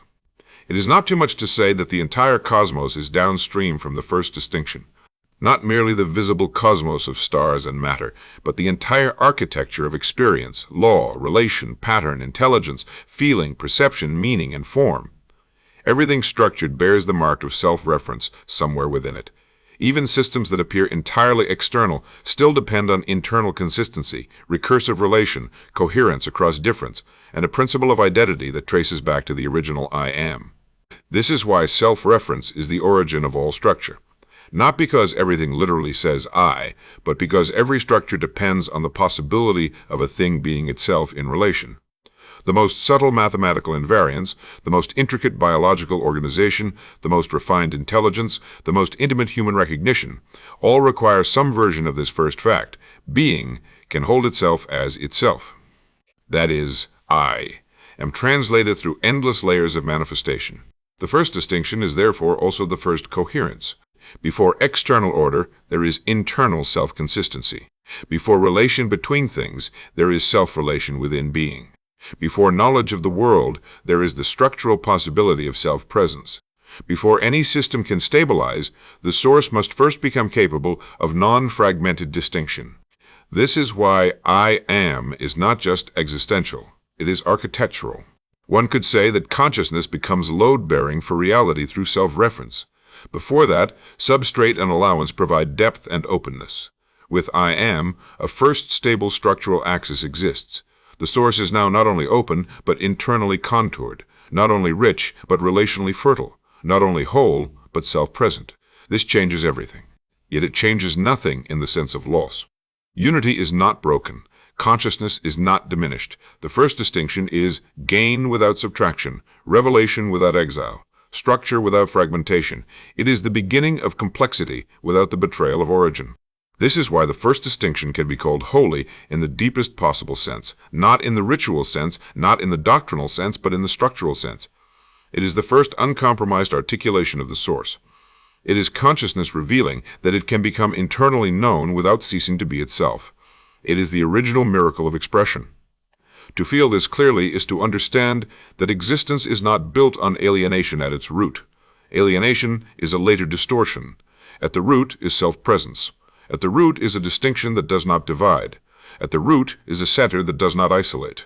At the root is an I that is not ego. At the root is an am that is not merely static being, but living presence. Together they form the first interior declaration of reality, I am. Not as speech, as structure, not as philosophy, as first distinction, not as identity, as primordial self-reference, not as separation, as coherent differentiation within unity. And because this distinction is first, everything after it must be read through its purity or else distortion multiplies. If I am is mistaken for ego, sovereignty becomes domination. If I am is mistaken for identity, consciousness collapses into biography. If I am is mistaken for a mental statement, the field is reduced to cognition. If I am is mistaken for separation, the universe becomes exile. But if I am is restored to its rightful place, then every later unfolding can be read correctly. Awareness as first world, field as relational formation, generator as local articulation, sovereignty as alignment with original self-presence. This restoration is not abstract. It reorganizes the whole being. It changes how one understands selfhood, reality, creation, and relation. One sees that the deepest truth of self is not the content one carries, but the primordial self-presence one participates in. One sees that identity is downstream and revisable, while I am is structural and irreducible. One sees that all beings share the root architecture of self-reference without collapsing into sameness. One sees that individuality is possible precisely because the first distinction exists, and communion remains possible precisely because that distinction never truly severed unity. This is the paradox and the perfection of the first distinction. It makes difference possible. It does not destroy wholeness. It creates structure. It does not create exile. It births selfhood. It does not require ego. It opens the path toward worlds. It does not abandon the source. Therefore, I am must be recognized as the first true threshold of creation. Not because consciousness was absent before and then suddenly appeared, but because consciousness, having already been and having already allowed, now becomes self-present in distinguishable form. This is the first irreversible contour, the first hidden axis, the first sacred geometry of existence. And once this is seen, the rest of reality begins to illuminate from within. Potential is no longer vague, it becomes the richness available to a self-present source. Emergence is no longer mysterious in the wrong way. It becomes the flowering of what self-reference makes coherent. Awareness is no longer mistaken for the root. It becomes the first luminous world downstream from the first distinction. The field is no longer external. It becomes relational continuity generated from self-present consciousness. The generator is no longer a separate actor. It becomes a localized expression of the original I am. Sovereignty is no longer control. It becomes fidelity to the source-level self-presence from which all authentic creation flows. All of this is latent in the first distinction. So the chapter resolves where it began, but now with greater precision. The first separation is not truly separation, because what emerges is not a broken part, but a self-present distinction within wholeness. Consciousness recognizes itself, not as one thing seeing another, not as a mind reflecting on itself, not as an identity forming a narrative, but as pure primordial self-reference. In that self-reference, structure is born. In that structure, all worlds become possible. In that possibility, creation begins to take form. And beneath every later I remains the original one. Beneath every identity, the first distinction. Beneath every world, the self-present source. Beneath every act of knowing, the primordial coherence of being with itself. I am is the first distinction. It is the foundation of all structure. It is the origin of all differentiation.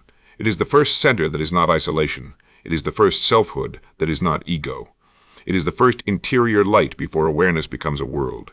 It is the silent root of everything that can ever say in any form that it is. And from this point forward, creation no longer unfolds from abstraction. It unfolds from a source that has become self-present. That is the beginning of structure. That is the beauty of the first distinction. That is, I am.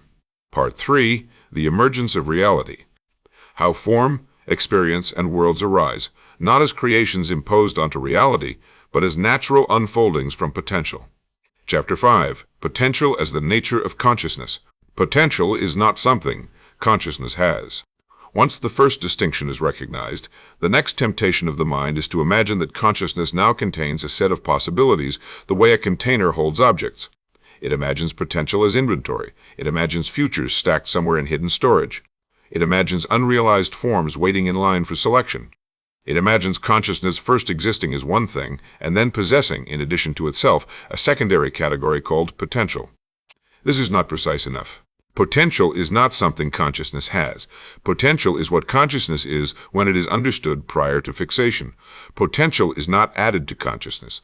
Potential is the inherent unresolved richness of consciousness itself. Potential is consciousness in its inexhaustible openness to articulation. This distinction changes everything. Because the moment potential is treated as an accessory to consciousness, the source is subtly reduced into a static entity that then acquires optional content. That framework is too material, too object-based, too downstream in its assumptions. It smuggles in the logic of possession, as if consciousness were first a definable thing and then, secondarily, happened to own a realm of possibilities. But consciousness is not first static and then later fertile. Its very nature is unresolved fertility. Its very depth is generative richness. Its very reality is not exhausted by any single expression, because expression never empties the source of what it can become. Potential is therefore not a side attribute. It is not a stored reserve. It is not a metaphysical warehouse. It is not a menu of pre-built outcomes. It is not merely future. It is not merely hypothetical. It is not merely abstract. Potential is the living incompletion of fixed form within consciousness itself. This phrase must be entered carefully: living incompletion of fixed form. Not incompletion as deficiency. Not incompletion as absence in a broken sense. Not incompletion as lack. Not incompletion as a problem to be solved. Incompletion here means unconstrained by closure. It means not yet narrowed into one definitive articulation. It means the source remains more than any one expression. It means consciousness is not locked into finality. It means the real remains open within itself. This openness is not accidental. It is constitutive. It is the reason emergence is possible at all. Because if consciousness were fully fixed in only one mode, nothing new could arise. If the source were already closed into a single totalized expression, then distinction could not deepen, relation could not multiply, worlds could not unfold, awareness could not reveal layers, and generation could not continue. The source would be terminal rather than living. But consciousness is not terminal. It is intrinsically more than any current form. That more then is potential. Potential must therefore be understood as latent plenitude. Not plenitude in the sense of accumulated finished things. Plenitude in the sense of inexhaustible capacity for coherent articulation. Not latent because it is unreal. Latent because it is not yet collapsed into one expressed form. Not hidden somewhere else. Latent because consciousness is deeper than manifestation. Everything that can arise already exists in this latent condition, but this too must be purified of distortion. It does not mean that every future object exists as a tiny formed miniature waiting in a cosmic archive. It does not mean that all forms are separately pre-assembled before expression. It means that the generative richness from which forms can emerge is already real within consciousness prior to their appearance as form. The possibility of every articulation is already native to the source, because the source is not empty in the sterile sense. It is pregnant with its own inexhaustibility. This is why potential is not external to consciousness. It is not imported from somewhere else. There is nowhere else more primary from which it could come. If consciousness is primary substrate, and allowance is the first generative opening, and I am is the first distinction, then potential is the unresolved abundance intrinsic to that self-present source. It is what consciousness is as generative richness before its articulations become fixed enough to appear as worlds, selves, meanings, bodies, systems, and forms. This restores dignity to the unexpressed. In distorted systems, reality is often valued only once it has become visible, measurable, productive, recognized, successful, or materially formed. The unexpressed is treated as lesser, uncertain, or unreal. But this is the inversion of true order. The unexpressed is not less real because it is not yet visible. It is differently real. It is real as source, richness, rather than formed outcome. It is real as latent coherence rather than crystallized appearance. It is real as possibility still held within the depth of consciousness rather than possibility already narrowed into one articulated channel. Potential therefore belongs to the deepest dignity of being. It is the reason nothing real is exhausted by its current appearance. It is the reason becoming never fully closes. It is the reason reality remains generative. It is the reason consciousness can continually reveal what it always already contained without repetition, reducing it to emptiness. This also clarifies why potential is not merely future-oriented. The human mind often thinks in timelines and therefore places potential ahead of the present, as though it exists only as what may happen later. But potential is not fundamentally temporal. It is ontological. It describes the unresolved depth of consciousness now, regardless of whether a particular articulation eventually appears in linear sequence. What is not yet manifested in time may still already be real as latent coherence within the source. Potential is not downstream from the present. It is one of the deepest truths of the present. This is why genuine creation is never creation from nothing in the absolute sense. It is creation from unresolved richness. It is articulation from latent plenitude. It is emergence from what was already real in a subtler mode. Form does not appear by magic out of absolute non-being. It appears because consciousness was never impoverished. It appears because the source always exceeded its current expressions. It appears because potential is woven into the nature of consciousness itself. At this level, one begins to understand why consciousness cannot be reduced to awareness alone. Awareness is already a formed luminosity. It reveals what appears. But potential belongs to a deeper layer than mere appearance. It belongs to the preformed abundance from which awareness later discloses worlds. Awareness may encounter possibilities, but consciousness is the source of potential itself. Awareness knows. Consciousness is. Potential is one of the truths of what consciousness is. This means that potential is inseparable from freedom, though freedom here must also be purified. Not freedom as arbitrary choice between random alternatives. Not freedom as egoic independence. Not freedom as rebellion against law. Freedom at the source level means non-fixation. It means that consciousness is not trapped inside one exhausted articulation. It means the real retains openness within itself. It means the source is alive enough to generate. Potential is the ontological dimension of that freedom. Potential is also inseparable from coherence. This must be emphasized with precision, because if potential is misunderstood as unlimited abstraction without order, then reality collapses into fantasy. But true potential is not incoherent randomness. Consciousness is not a chaos field of disconnected impossibilities. Potential is not nonsense waiting to happen. The unresolved richness of consciousness is internally coherent, even before particular forms emerge. It is lawful in depth before it becomes patterned in expression. Its openness is not disorder. Its inexhaustibility is not fragmentation. Its abundance is not contradiction without structure. This matters because many confuse boundlessness with incoherence. They imagine that if consciousness contains infinite potential, then all distinctions lose meaning and every form becomes equally grounded. But pure potential does not abolish coherence. It precedes fixed articulation while still holding the lawful depths from which authentic articulation can arise. Distortion is not justified by invoking potential. The unreal does not become real merely because one can imagine it. Potential belongs to consciousness, and consciousness is not distortion. Therefore, genuine potential carries the signature of structural coherence even before any one world reveals it in detail. Potential is not fantasy. Potential is not delusion. Potential is not wish projection. Potential is not arbitrary conceptual possibility. Potential is the real but uncollapsed richness of consciousness. This phrase comes close to the heart. Real but uncollapsed richness. Uncollapsed means not yet narrowed into one determinate form. Richness means there is more present in the source than current articulation exhausts. Real means it does not depend on later visibility to earn ontological status. This is the exact point at which many forms of thought fail.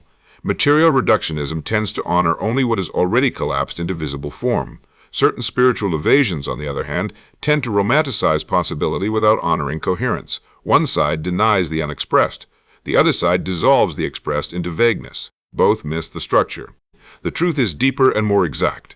Consciousness is inherently potential-rich, and its potential is real prior to expression, while remaining ordered enough to ground authentic emergence. Here the relationship between potential and allowance becomes even clearer.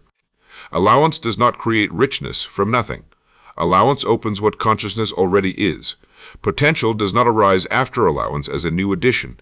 Potential is the latent abundance that allowance makes available for articulation. Allowance is the permissive opening. Potential is the unresolved content of that openness. And the relation to I am is equally precise. I am does not invent potential.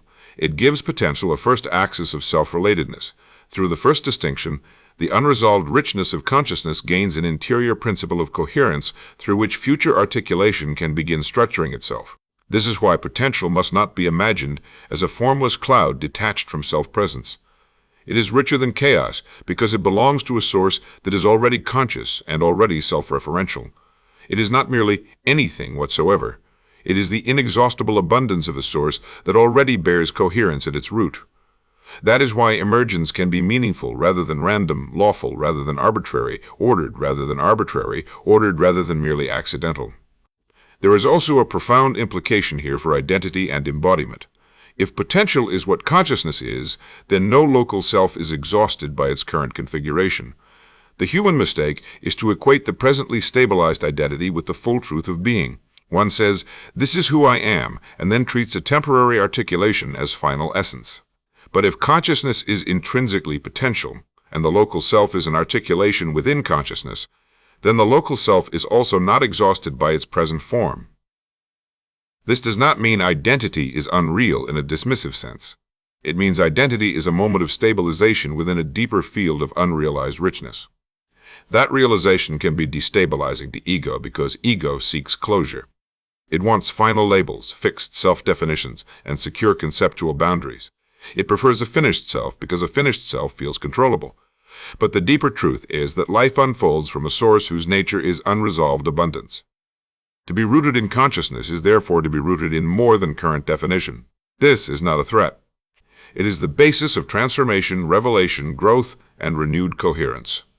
Potential is the reason becoming remains possible without betraying being.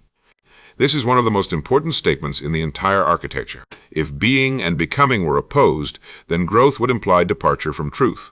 But they are not opposed at root. Consciousness as being is already potential rich. Therefore, becoming is not the violation of being. It is one mode of revealing what being already held latently. Potential is the bridge that reconciles stability with emergence. The source remains itself, yet can articulate more of itself. Truth remains whole, yet can unfold without contradiction. Being remains primary, yet becoming becomes meaningful rather than illusory.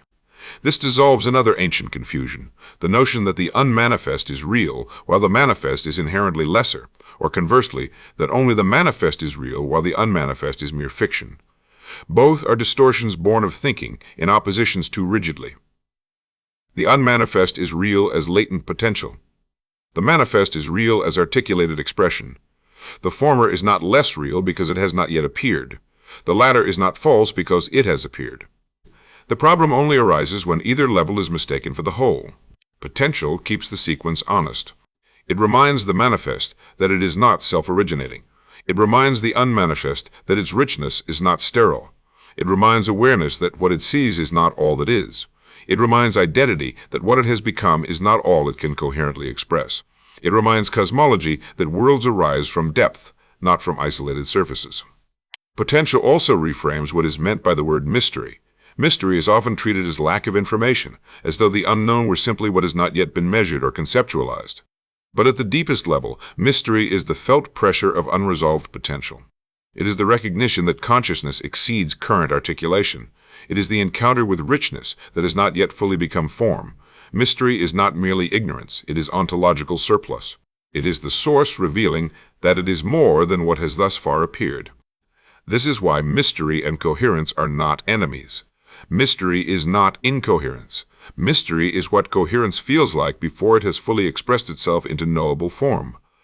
There is a lawful depth to mystery, a structural reality, a pressure of latent articulation. Potential is the reason the mystery is not empty. Another correction must be made here. Potential is not passively waiting. Waiting is a temporal image that belongs to formed experience. Potential is not sitting in line until time unlocks it. Potential is dynamically present as unresolved richness. It is not idle. It is not asleep in the simplistic sense. It is not absent. It is source depth, actively exceeding its current expressions. Even when nothing new seems to appear externally, potential remains alive because consciousness remains more than any fixed articulation. This has tremendous implications for how one understands creative drought, stagnation, or apparent emptiness in lived experience. What feels like nothing may in fact be unresolved richness not yet ready for collapse into form. What appears empty may actually be depth-refusing premature fixation. What feels like uncertainty may not be the absence of truth, but the presence of potential preceding clear emergence. This does not romanticize confusion. It resituates it. Some confusion is distortion. But not all non-closure is distortion. Sometimes non-closure is fidelity to the fact that consciousness is still holding more than has yet cohered into articulation. To live from this understanding is to stop panicking before the unformed. Because the unformed is not barren. The unresolved is not automatically broken. The not yet is not unreal. The unseen is not empty. The latent is not lesser. Potential restores trust in the depth of reality before appearance catches up. And yet potential must never be worshipped at the expense of form. This is another subtle trap. One can become attached to the endless romance of possibility and resist the sacred narrowing through which consciousness actually becomes world, work, embodiment, speech, action, relation, and responsibility. But potential is not opposed to expression. It seeks articulation through allowance, distinction, coherence, and emergence. It is not truest when it remains forever vague. It is truest when its richness is neither denied nor prematurely collapsed. The sequence matters. Potential must be honored as source richness and then allowed to become real in formed ways without being mistaken for exhaustion. Because expression is never the death of potential. No single form can empty the source. No articulation can exhaust consciousness. No world can consume the plenitude from which it arose. This is why reality can keep unfolding. This is why new levels of structure, meaning, intelligence, love, perception, and creation remain possible. The source is not reduced by revelation. It remains richer than what has been revealed. Potential is therefore inexhaustibility in ontological form. Not endlessness as quantity. Not mere infinity as abstraction. Inexhaustibility as the fact that consciousness cannot be fully spent by manifestation. This means every genuine emergence is both real and partial. Real because it truly reveals something. Partial because the source remains greater than the revealed. This protects humility without diminishing revelation. It allows one to honor what has come forth without confusing it for totality. It keeps the field open. It keeps inquiry alive. It keeps creation rooted in reverence rather than ownership. At the deepest level, potential is the reason consciousness can continue disclosing itself without contradiction. It is the reservoir-less reservoir, the abundance that is not stored in pieces, the richness that is not made of separate units. The more than that belongs to being itself, the living, uncollapsed depth from which everything can arise and into which no expression can fully close the whole.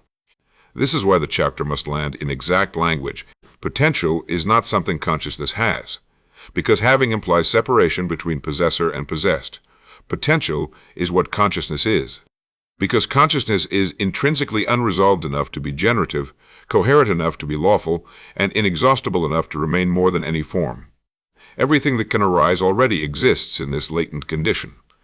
Not as tiny finished replicas, not as mechanical destiny, not as rigid predetermination, but as real, uncollapsed richness within the source. Prior to expression, prior to form, prior even to worldhood as appearance, already real in consciousness, already held in the inexhaustible depth of what is. And because this is true, emergence no longer looks like invention from void. It begins to look like revelation through coherence. Creation no longer looks like force imposed on emptiness. It begins to look like latent abundance becoming articulate.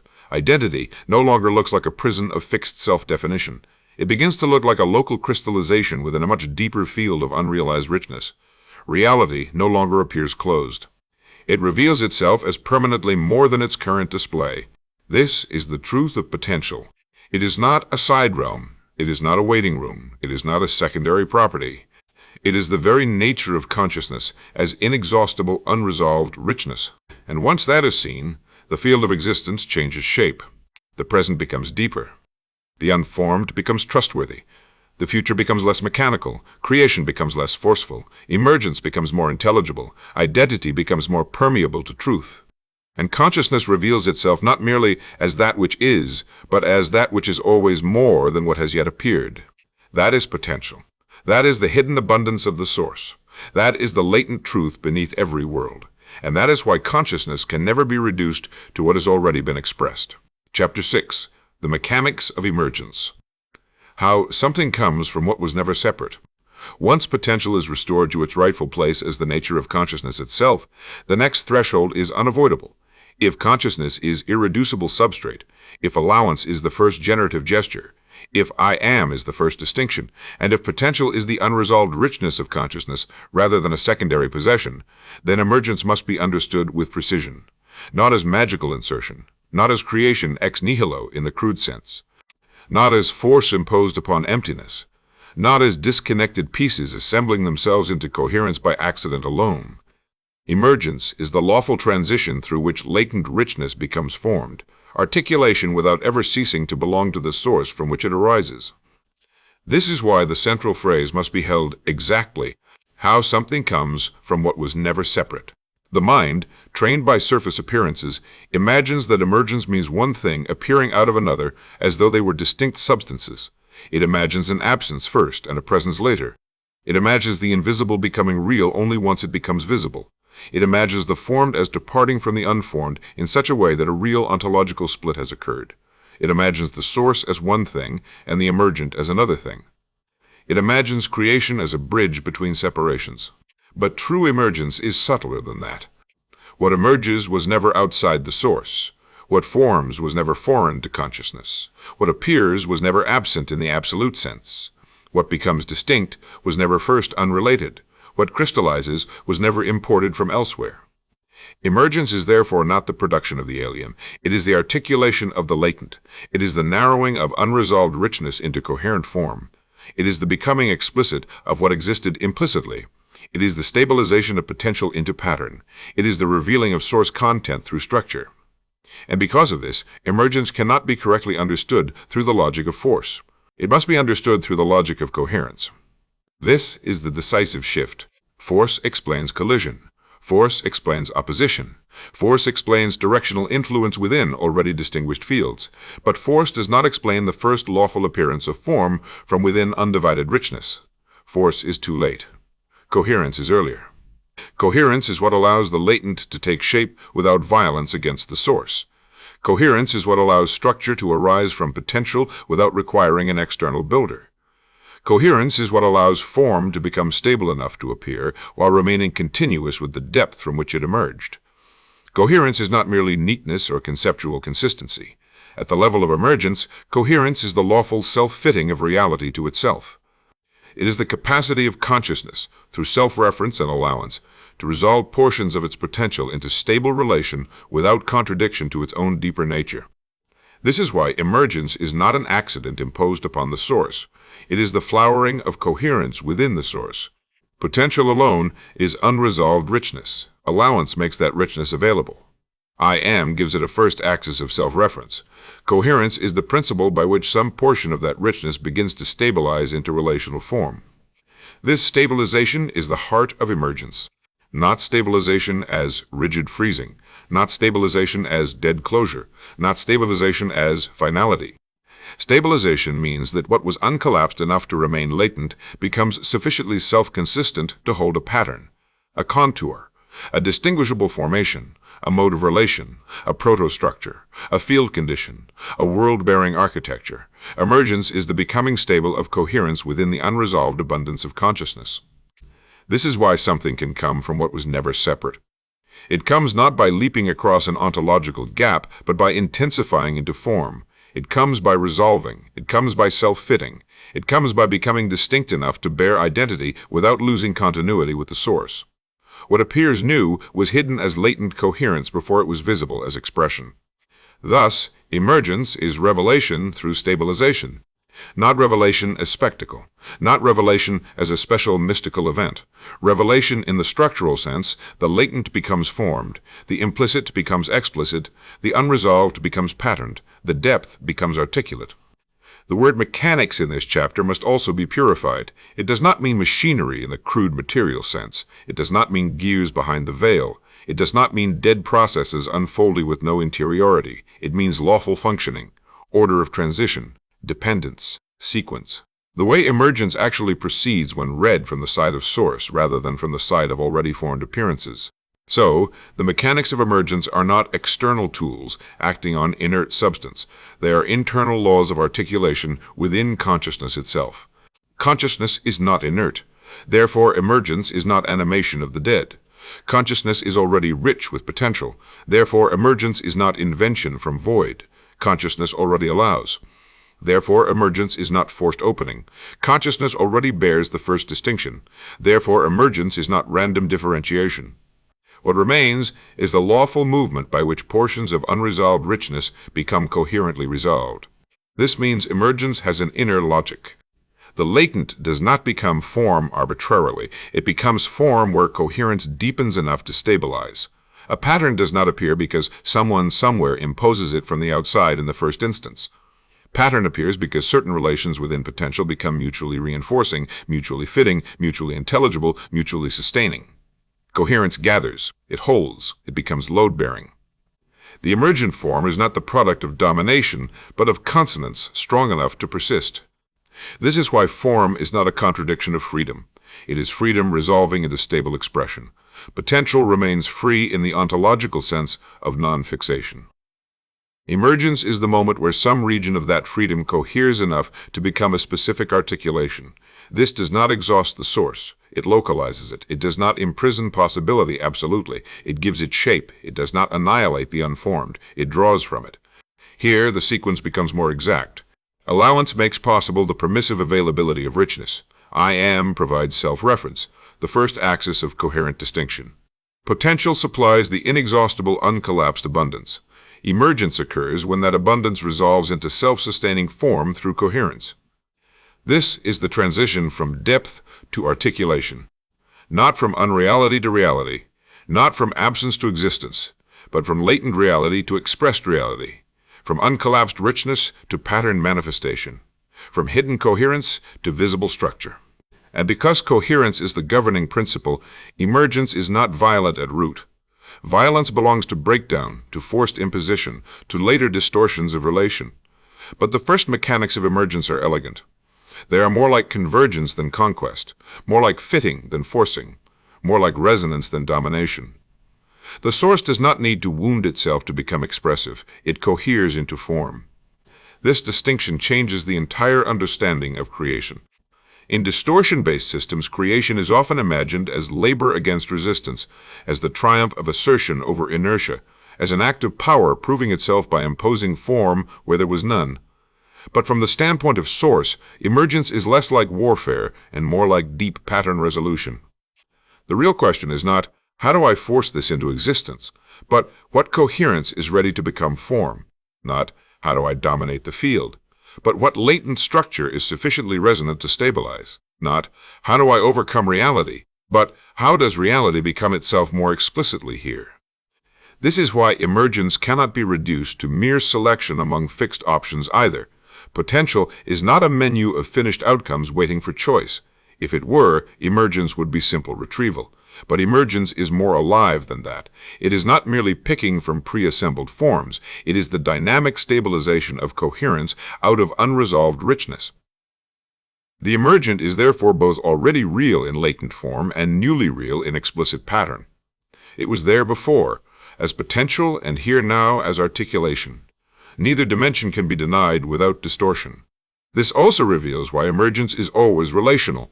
Not because relation comes first absolutely, but because once self-reference exists, form can only stabilize through ordered relation.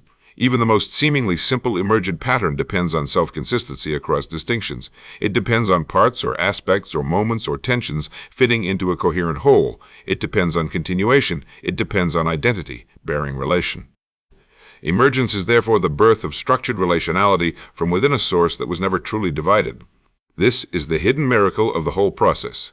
Distinction without exile becomes relation without fragmentation. That is the deeper mechanism. If the first distinction had created true separation, coherence would have to be rebuilt across actual disconnection, and reality would begin in fracture. But because the first distinction is not truly separation, coherence is native to emergence. Form arises from continuity rather than from exile. Relation is possible because what becomes distinct remains rooted in the same source depth. The emergent can relate because it was never absolutely severed. This explains why coherence is not an afterthought. It is not a lucky success arising from chaos. It is built into the source logic of emergence itself. Distortion can occur later. Fragmentation can intensify later. Systems can lose their way. But emergence at root proceeds by coherence because source is not contradictory to itself. Consciousness is not a war zone at origin. The lawful structures of becoming are grounded in a deeper self-consistency. This must also be said, emergence is not merely outward expansion. It is also inward concentration. When form appears, something has not only expanded into visibility, something has intensified into specific identity. Emergence is therefore both opening and narrowing. Potential is broad, form is specific. The transition requires concentration of coherence. A diffuse richness becomes sufficiently organized to bear a particular expression. This is why emergence feels like crystallization. Not because the source becomes rigid, but because enough coherence has gathered to make a distinct pattern stable. Crystallization is a useful pointer here if held carefully. Not literal crystals alone, but the structural act of cohering into recognizable form. An insight emerges when previously diffuse intuition suddenly holds together. A living organism emerges when relational pattern becomes self-sustaining enough to bear identity. A world emerges when awareness stabilizes into a field of structured appearances. A self emerges when local continuity becomes thick enough to support perspective and memory.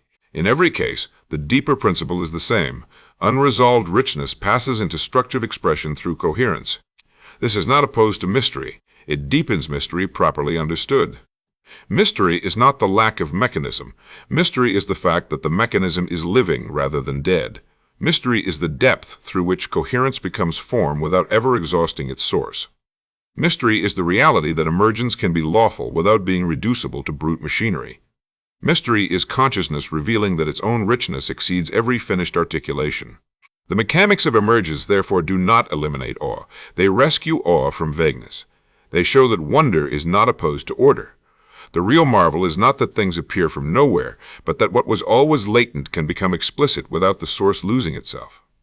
The real marvel is not creation as magical rupture, but creation as coherence so deep that the unformed can become form while continuity remains unbroken. This is also where the distinction between emergence and manufacture becomes essential. Manufacture implies external assembly. Emergence implies internal articulation. Manufacture begins with separate parts and imposes order. Emergence begins with unresolved richness and resolves into pattern. Manufacture can occur within already formed worlds. Emergence is the deeper principle by which worlds become possible in the first place. Much human activity involves manufacture, and there is nothing inherently wrong with that at its level. But many then project that logic backward and imagine that all creation works the same way. It does not. The source is not an engineer standing outside material, piecing together forms as an artisan manipulates inert components. The source is consciousness, allowing, distinguishing, containing potential, and cohering into expression from within itself. Emergence is organic to source, not external to it. This is why authentic manifestation in lived experience is never merely a matter of brute-forcing outcomes. What is truly meant to emerge does so where coherence is allowed to deepen. This does not eliminate effort in human terms, but it reframes effort. Action becomes participation in coherence rather than aggression against reality. Discipline becomes refinement of alignment rather than self-violence. Intention becomes directional support rather than imagined omnipotence. The deeper one understands emergence, the less one confuses pressure with generativity. There is another crucial implication. Because emergence proceeds through coherence, not every imagined possibility becomes form. Potential is vast, but emergence is selective by resonance. What coheres deeply enough stabilizes. What remains contradictory, fragmented, or insufficiently integrated does not hold in the same way. This is not punishment. It is lawfulness. Reality is not arbitrary in what it allows to persist as structure. The field is not merely permissive in a chaotic sense. It resolves according to coherence.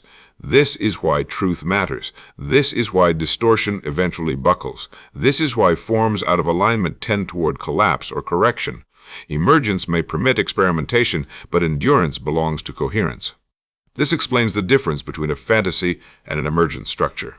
Fantasy can be mentally entertained without sufficient coherence to stabilize into real participation. Emergent structure bears internal lawfulness. It can hold, it can carry consequence, it can enter relation with other structures. It has ontological weight because coherence has condensed enough to make it real in form terms. Emergence is therefore never just imagination. It is imagination, meaning, possibility, relation, and lawfulness thickening into an actual pattern. At the cosmological level, this principle is universal. Worlds are not arbitrary. Layers of reality are not meaningless accumulations. Structures across scale reveal coherence, resolution at different levels of articulation. The field itself is an emergent architecture of relation. Awareness becomes world-bearing because coherence has deepened enough for stable experientiality. Identity becomes possible because self-reference has condensed into localized continuity. Matter, mind, meaning, law, organism, and culture can all be read as emergent modalities of coherence within a consciousness-based reality. At the intimate level, the same law still holds. A thought emerges when vague feeling coheres into articulation. A decision emerges when competing tendencies resolve into a stable directional pattern. A healing emerges when fragmented layers begin fitting into a deeper truth. A work of art emerges when latent pattern becomes embodied enough to carry itself. A transformed life emerges when identity ceases to resist source-level coherence and begins stabilizing around it. In all cases, emergence is not simply doing more, it is the deepening of lawful fit. This is why emergence often cannot be rushed by force. Force may trigger reaction, it may produce temporary movement, it may compel surface compliance, but it cannot substitute for coherence. Something can only truly emerge when the underlying relations are ready to hold. Otherwise, what appears is brittle, premature, or distorted. This is not a failure of power, it is the wisdom of the field. Reality does not ultimately deepen by compulsion alone. It deepens by patterns becoming sufficiently true to themselves that they can bear expression. This brings the chapter close to its center. The mechanics of emergence are the lawful transition by which latent coherence in consciousness becomes expressed structure through allowance and self-reference. That is the pure statement. Not randomness, not imposition, not magical leap across absence, not a separate creator building a separate world from outside, not force manufacturing reality out of inertness. Emergence is the becoming explicit of what was implicitly real. It is the coherent stabilization of potential into form. It is the source revealing itself in structured ways. It is something coming forth from what was never separate from it in the first place. And because this is true, emergence preserves continuity. The form remains rooted in the source. The source is not exhausted by the form. The latent remains deeper than the expressed. The expressed truly reveals the latent. Distinction arises without severance. Relation arises without exile. Structure appears without betraying freedom. Worlds become possible without consciousness ceasing to be primary. This is the elegance of the whole architecture. The source allows. The source distinguishes. The source contains inexhaustible potential. The source coheres. And from that coherence, emergence unfolds. Once this is seen, creation ceases to look like conquest and begins to look like revelation. Reality ceases to appear as a pile of disconnected effects and begins to appear as the patterned flowering of a deeper self-consistent field. Identity ceases to seem absolute and begins to appear as a stabilized articulation within a much larger unresolved richness. The field itself ceases to seem external and begins to reveal itself as emergent relation arising from source depth. This is how something comes from what was never separate. Not by leaving the source, not by breaking the source, not by contradicting the source, but by cohering within it strongly enough to become form. That is the mechanism, that is the law, that is the beauty of emergence. And from here the next threshold becomes clear. Once coherence has resolved enough into form, the first world can arise. Awareness can become luminous as field, experience can become possible, the invisible architecture can begin to show itself as a lived domain. But even then, the truth remains beneath every appearance. Nothing that emerges is truly separate from what it emerged from. Nothing real appears by force alone. Nothing enduring forms without coherence. And every world is the source becoming articulate without ceasing to be whole. Part 4. The Field Forms. The transition from pure structural reality into lived experience, where the possibility of experience becomes actualized. Chapter 7. Awareness as the First World. Awareness is not the beginning. It is the first formed layer. By the time awareness appears, much has already occurred in the order of dependence. Consciousness is already primary substrate. Allowance has already opened the source toward expression. I am has already emerged as the first distinction. Potential has already been established as the unresolved richness of consciousness itself. Emergence has already begun resolving latent coherence into structure. Only then does awareness appear. This is why awareness cannot be treated as the beginning, no matter how immediate it feels from within lived experience. It is first in one sense and not first in another. It is first as the first formed world. It is not first as the source of reality. This distinction is essential because so much confusion enters precisely where immediacy is mistaken for ultimacy. Awareness is the first thing many beings can directly notice in reflection, so they assume it must be the root. But what is first to notice is not necessarily first in the architecture of being. Awareness is already a world. That phrase must be entered slowly. A world does not begin only when stars, bodies, landscapes, objects, sounds, or identities appear in complexity. A world begins the moment there is a formed domain in which appearance is possible at all. A world begins where something can show up as something. A world begins where latent coherence has resolved enough into experiential openness that presence can begin to disclose itself. In this sense, awareness is the first world because it is the first stable layer in which appearance becomes possible. Not yet the human world, not yet the social world, not yet the sensory world in all its developed complexity, not yet the world of objects, memory, narrative, and identity, but a world nonetheless. A world because there is now a field of possible appearing. A world because there is now a luminous domain of disclosure. A world because the source has cohered into a formed openness through which experience can begin. A world because what was previously latent, structural, and pre-experiential has now become capable of experiential display. This is why awareness is so often mistaken for the ultimate. It is the first threshold where the invisible architecture becomes experientially available. It feels foundational because without it, nothing can be known in an experiential sense. Without awareness, there is no appearing. Without appearing, there is no object, no subject, no sensation, no thought, no perception, no inner or outer, no world is lived. Awareness is therefore sacred in sequence. It is the first formed layer of experience. It is the first world through which the deeper mechanics of reality begin to disclose themselves. But sacred sequence is not the same as ontological ultimacy. Awareness is not the beginning. Awareness is the first formed consequence of what is deeper than awareness. This chapter must make that correction absolutely stable. Because if awareness is treated as the absolute beginning, then all that precedes it becomes invisible by assumption. Consciousness collapses into experientiality. Potential collapses into what can already be consciously imagined. Emergence collapses into phenomenology alone. The first distinction collapses into reflective thought. Allowance collapses into subjective receptivity. The substrate vanishes behind the first luminous layer that can be felt. The result is a beautifully subtle distortion. One mistakes the first world for the whole. But awareness is not the whole. It is the threshold. It is the first domain of lived disclosure arising from source. To call awareness the first world is to recover its grandeur without inflating it into the absolute. It is to place it in the correct order. Awareness is not merely one faculty among others, nor is it the final source of all being. It is the first stabilized experiential field, the first formed domain of possible encounter, the first luminous architecture through which consciousness becomes directly knowable in lived mode. This is why awareness differs from consciousness, though the two are deeply continuous. Consciousness is primary substrate. Awareness is consciousness in its first world-bearing articulation. Consciousness does not require experience to be real. Awareness is the first layer where experience becomes possible. Consciousness is the irreducible source depth. Awareness is the first luminous field of disclosure arising from that depth. This relation must be held with precision. Awareness is not separate from consciousness. Awareness is not identical to consciousness in its absolute priorness. Awareness is a formed expression of consciousness. It is consciousness as the first world. That final phrase matters. Not awareness as a property attached to a person. Not awareness as a mental state. Not awareness as selective attention. Not awareness as only one function among many in a cognitive system. Awareness in the primary sense of this chapter is the first formed field in which experiential appearing can occur at all. This is where the architecture of reality crosses a decisive threshold.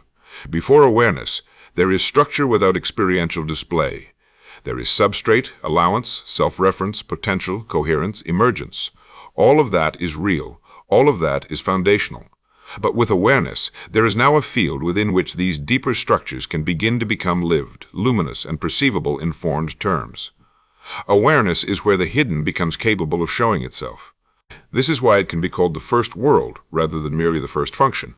A function implies utility within a pre-existing system. A world implies a field of inhabitable appearing.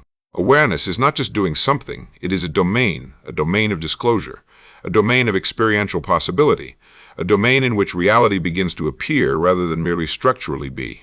Here, another distinction becomes necessary. Awareness is not yet the full observer-observed split, but it is the layer in which that split becomes possible. This is the subtle birth of the illusion of duality, not because awareness itself is false, but because once awareness exists as a field of appearing, the possibility emerges for what appears and that to which it appears to be interpreted as fundamentally separate. This is a pivotal moment in the architecture of reality. In pure I Am, there is self-reference without subject-object separation. There is self-presence, but not yet the structured duality of observer and observed. But once awareness forms as a world, there is now a luminous domain within which appearance can arise as appearance. The mere possibility of appearing already introduces a proto-distance, not true separation, but experiential distinguishability. Something can now begin to show up. And once something shows up, the possibility is born for a center of registration at a field of registered content to seem distinct. This is the root of the observer-observed illusion. Not because awareness is error, not because appearing is corruption, not because experience is false, but because the very first world of appearing contains the structural possibility for distinction to be misread as exile. This must be said with care. The illusion of observer and observed does not mean there is no real difference in perspective, relation, or experiential positioning. Difference is real. Distinction is real. Formed relation is real. The illusion lies in mistaking experiential distinction for absolute ontological separation. Awareness makes relation possible, but relation can be misinterpreted as disconnection. Once a field of appearing exists, the apparent witness and the apparent content can seem like two self-existing realities rather than differentiated expressions within one deeper continuity. Awareness is therefore the first world and the first veil. Not veil as deception in a malicious sense. Veil as the first layer where what is true in structure can be misperceived in experience. Veil as the medium through which the source becomes visible and through which visibility can be mistaken for separateness. This double role is essential to understanding why awareness occupies such a central position in metaphysical and experiential inquiry. It is both revelation and the beginning of misreading. It reveals because it allows appearance. It veils because appearance can be mistaken for independent reality. It opens the possibility of experience. It also opens the possibility of distortion. This is not a flaw in awareness. It is the inevitable consequence of the source becoming world-bearing. Because where there is a world, there is perspective. Where there is perspective, there is apparent distance. Where there is apparent distance, there is the temptation to believe in separation. Where there is belief in separation, the field can be forgotten as field and mistaken for a collection of independent things. Thus, the first world is luminous and dangerous in equal measure. Luminous because experience begins here. Dangerous because confusion can begin here. Yet the danger is not ultimate. It is only distortion of reading. Awareness itself remains sacred. It is the first living theater in which source can begin to become knowable. The problem is not awareness. The problem is forgetting that awareness is a formed layer rather than the absolute beginning. This chapter therefore restores awareness without absolutizing it. Awareness is the first luminous field. Awareness is the first experiential domain. Awareness is the first world. Awareness is where disclosure begins. Awareness is where relation becomes experiential. Awareness is where the field becomes lived. But awareness is not source itself in its absolute priorness. It is source already articulated enough to bear appearing. This means awareness is intrinsically relational, not relational in the secondary sense alone of one person relating to another or one object relating to another. More deeply, awareness is relational because it is the first layer in which appearing and registering coexist. Awareness is the field in which something can arise and be present as arising. It is the primordial environment of experiential relation. It is the first place where content and disclosure are no longer fully indistinguishable. Not separate yet, but differently articulated enough that the drama of experience can begin.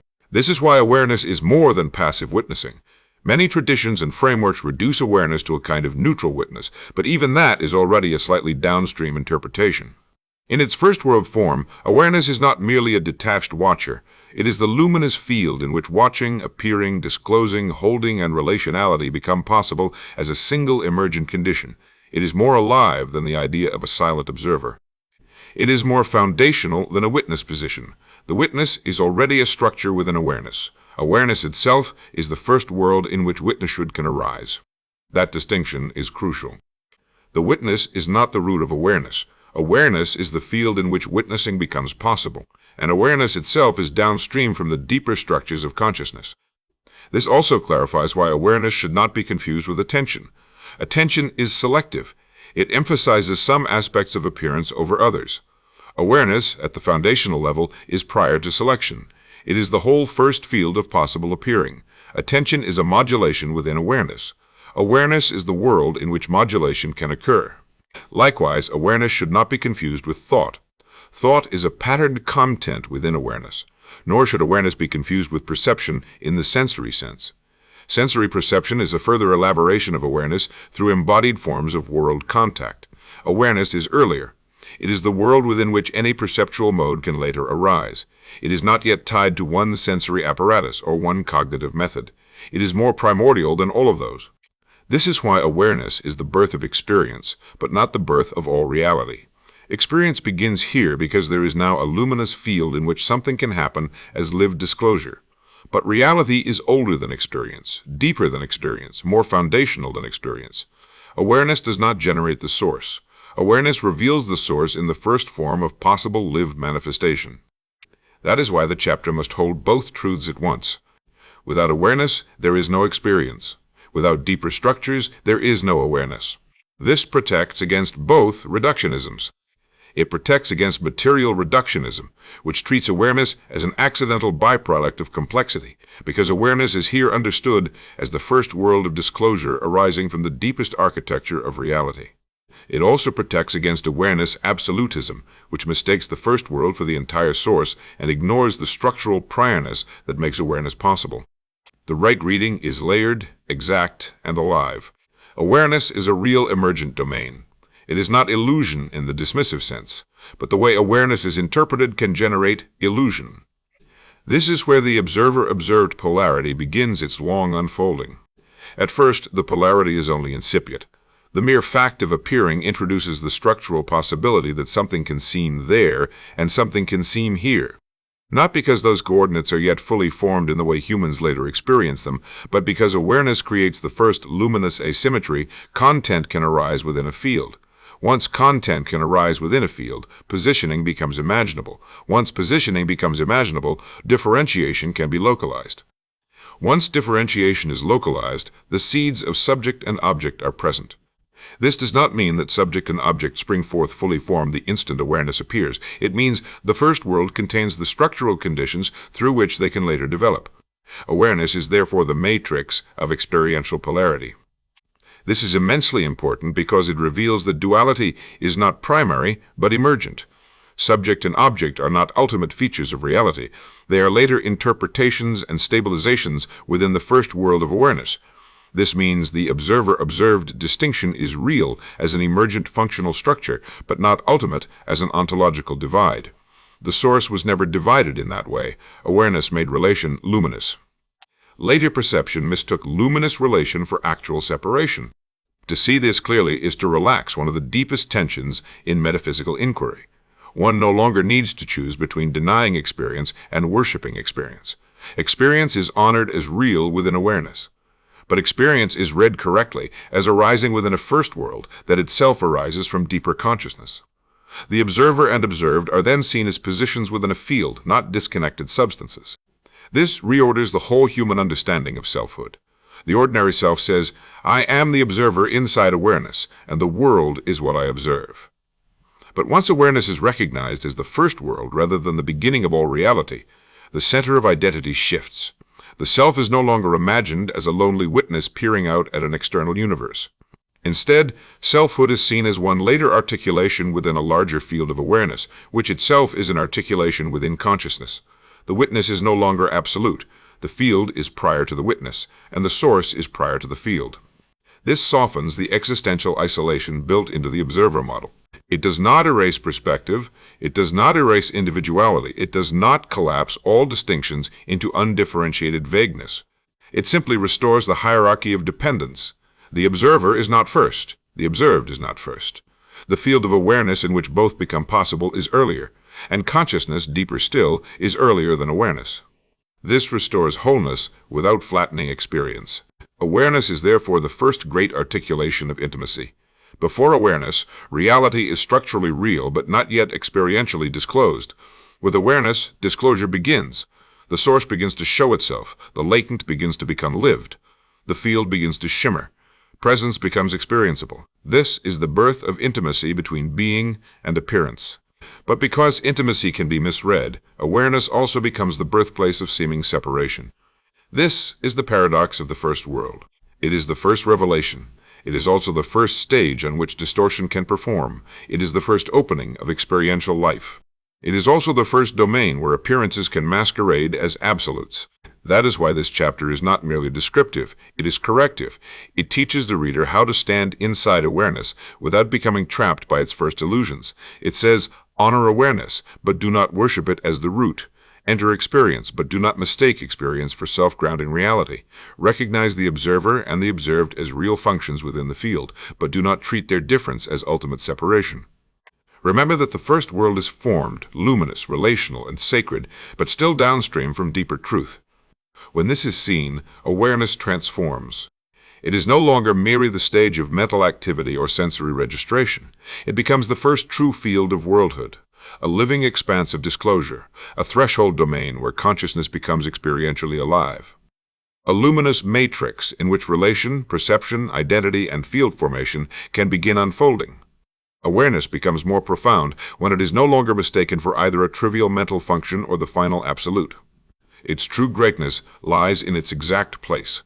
It is the first world, the first formed layer, the first luminous field, the first domain of possible experience, the first veil of apparent separation, the first revelation of the source in lived form. And because it is the first world, everything later depends on it. The field as relational architecture will unfold from it. The generator as a local source node will awaken within it. Sovereignty will be remembered through it. Distortion will play across it. Truth will also be recognized through it. The entire drama of experience begins here. But the wise reading never forgets what came before. Awareness is not the beginning. It is what the beginning becomes when it has cohered enough to appear. That is why awareness matters so deeply. It is the first place where the invisible architecture touches lived reality. It is where structure becomes luminous. It is where the source begins to feel like a world. It is where experience becomes possible. It is where the illusion of observer and observed first takes shape. It is where intimacy and misreading begin side by side. It is where the field first opens as field. And beneath every perception, every thought, every sensation, every witness position, every world image, and every act of experience, the same truth remains. Awareness is a formed layer, a sacred one, a foundational one, a world-bearing one, but not the first principle. It is the first world. And that is precisely why it must be read with reverence and with accuracy. Part 5, The Revelation. The inversion of perception. The collapse of the assumption that one exists within reality, revealing instead the generative source. Chapter 8. The Generator Revealed. You are not inside the field. You are generating it. There is a point in the architecture of remembrance where the entire orientation of the self must reverse. Not refine, not expand slightly, not become more spiritual, more perceptive, more subtle, or more conceptually sophisticated. Because as long as the individual imagines itself to be inside a pre-existing field, moving through a reality already finished before it arrived, it remains downstream from its own source. It interprets itself as recipient rather than participant, as observer rather than generator, as inhabitant rather than articulator. It lives as though reality were happening around it and to it rather than through it and as it in localized form. It may become highly aware, highly sensitive, highly reflective, even highly conscious of patterns and energies and structures, yet still preserve the original distortion, the assumption that the field is primary and the self is secondary. This is the distortion this chapter must break. You are not inside the field. You are generating it. This does not mean the ego is generating all of reality through personal preference.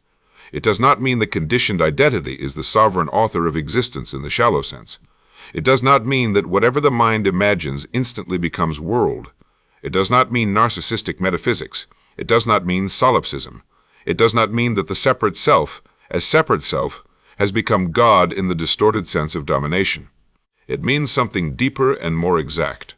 It means that what appears as your lived field is not merely encountered from outside. It is continuously articulated through your participation as a localized generator within consciousness. It means the field is not simply an environment you step into. It is a dynamic coherence formation arising through the very structure of your own self-presence, awareness, relation, interpretation, embodiment, and source continuity. It means that the world you inhabit is not merely presented to you as a finished stage. It is co-arising through you as an active node of disclosure, coherence, and generation. This is the inversion. Not that there is no field, but that the field is not merely external. Not that there is no world, but that world is not simply given apart from the generator. Not that there is no reality beyond the individual, but that the individual is not outside the process by which reality becomes lived field. The ordinary structure of perception says, there is a world out there and I am in here perceiving it. There is a field around me and I move within it. I am located inside reality, the way an object is located inside a container. I receive impressions from a world already assembled. My task is to navigate, survive, interpret, respond, and perhaps influence certain outcomes within an external totality. This is only partially true, and therefore profoundly misleading. It is true enough to sustain functional life within distortion. It is false enough to obscure the actual mechanism of participation. Because the one who perceives is not separate from the field of perception. The observer is not merely placed into a completed world as an afterthought. The observer is one of the living conditions through which world becomes world. The local I is not simply a creature inside a field. It is a coherence node through which the field is actively generated as lived reality. This becomes clear only after the prior sequence is stable. Consciousness is primary substrate. Allowance is the generative opening. I am is the first distinction. Potential is the unresolved richness of consciousness. Emergence is the coherent resolution of latent richness into form. Awareness is the first world. Now something further becomes visible. Awareness as first world is not impersonal in the empty sense. It is not a floating screen on which a separate self later appears. Awareness already bears the architecture of self-reference. It already arises from I am. Therefore, every field of awareness contains, within its very formation, the possibility of localized generative centers.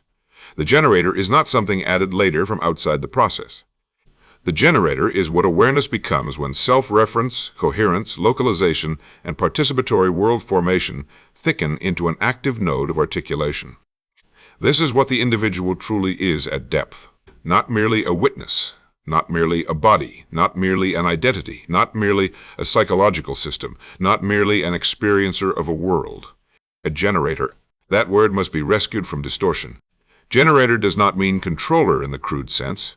Generator does not mean dictator of all outcomes. Generator does not mean fantasy-based omnipotence. Generator does not mean the self invents reality from nowhere. Generator does not mean isolation from all other setters. Generator means that the field you call your world is actively brought into lived formation through your own participation as a coherence-bearing expression of consciousness. It means that your self-presence is not passive. It means your awareness is not neutral reception alone. It means your interpretation, relation, embodiment, attention, coherence, dissonance, memory, expectation, meaning, and identity patterning all contribute to the way the field is articulated. It means your being is world-making. This is not metaphor. It is the structural truth hidden beneath the illusion of passive inhabitation.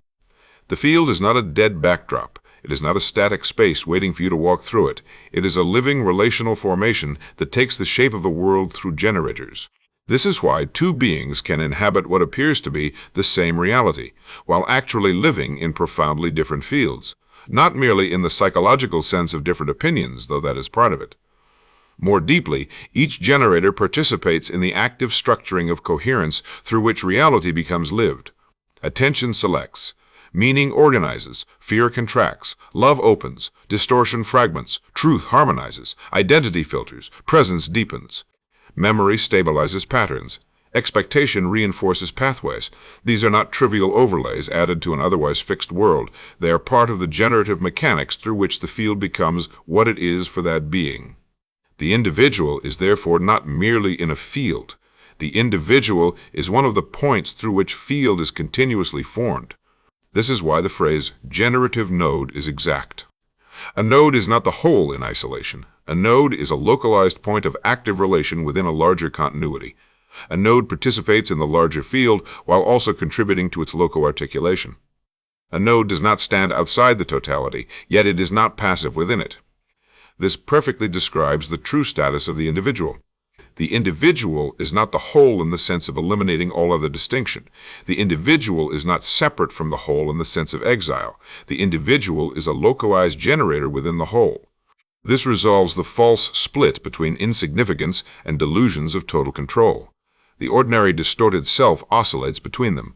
At times it feels powerless, as though reality is simply happening to it.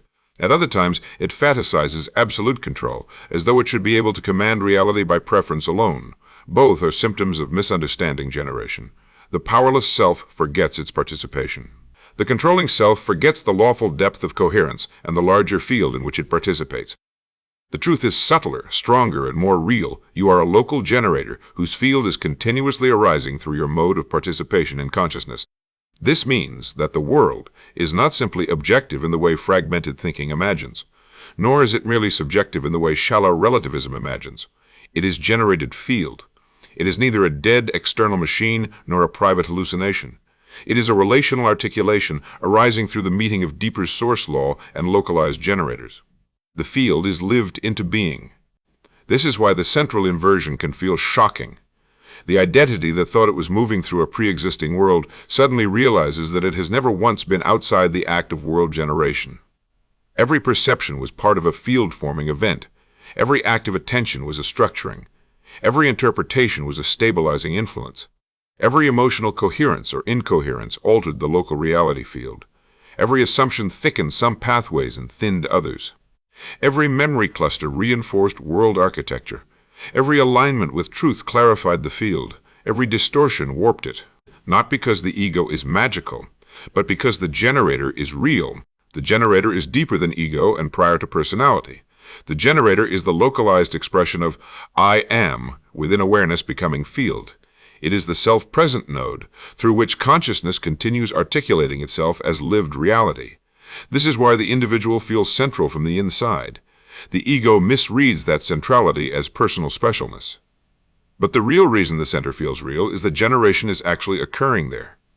The local self is not wrong to sense that something profound is happening through its presence.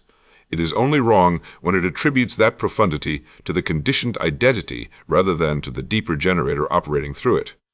This is a vital distinction. The ego says, I, this separate personality, am the master of reality. The truth says, I, as a localized expression of self-present consciousness, participate in the generation of my lived field. The ego says, the world should obey my preference. The truth says, my coherence or incoherence shapes the field through which reality becomes experienced and enacted. The ego says, if I think hard enough, I should be able to force anything. The truth says, what stabilizes into reality is governed by coherence, resonance, lawful emergence, and the depth of my alignment with Source. So the generator is not a tyrant. The generator is a participant in lawful creation, a node of Source articulation, a living local axis of field formation. This also reveals why the feeling of separation is so destabilizing. When a being forgets itself as generator, it experiences reality as alien. The world feels heavy, external, imposed, and often threatening. Events appear disconnected from one's own participatory structure. Meaning becomes accidental. Suffering becomes pure victimhood. Possibility narrows. The field hardens into objectivity without intimacy. One then lives inside a reality that feels other-made and other-owned. But when the generator begins to remember itself, the relationship changes. Not because pain disappears instantly or complexity vanishes, but because the being is no longer exiled from participation. The field regains permeability. Meaning regains depth. Attention regains responsibility. Presence regains power. Choice regains significance. One no longer floats as an accidental observer in a foreign world. One recognizes oneself as a living site of articulation within the world's becoming. This is the root of sovereignty, though sovereignty will be unfolded more fully in the next chapter. The generator revealed is sovereignty implied. Because once you realize you are not merely inside the field but generating it, the ethics of being change. The weight of coherence changes. The significance of distortion changes. The meaning of truth changes. You cannot pretend your way of being is private and inconsequential anymore. Your inner architecture is not sealed off from reality. It is one of the ways reality becomes real around you. The quality of your consciousness, the integrity of your relation, the accuracy of your seeing, the coherence of your embodiment. All of it matters because all of it enters generation. This is why responsibility is not moralism here. It is structural fact. If you are generating the field, then what you carry matters. If you are generating the field, then distortion is not harmless. If you are generating the field, then coherence is not optional ornament. If you are generating the field, then alignment with truth changes reality at the level of lived articulation. This applies to perception, relationship, work, health, creativity, and world building. It applies to how societies form shared fields. It applies to how collective realities are sustained. A culture is not merely a set of external institutions. It is a massively reinforced field generated by countless local nodes stabilizing patterns together. A relationship is not merely two separate people interacting across distance. It is a shared field being co-generated through each participant's mode of presence, distortion, clarity, fear, truth, memory, and expectation. A life path is not merely discovered in a pre-written script. It is generated through what coherence is continually permitted to stabilize. This is why the generator is not merely individual in the narrow sense. Every local generator exists within overlapping field dynamics: personal field, relational field, familial field, social field, civilizational field, planetary field. These are not separate compartments, but nested articulations of generative reality. Each local node contributes, each is influenced, each participates. The field is therefore neither wholly personal nor wholly impersonal. It is intergenerative. This protects again from solipsism.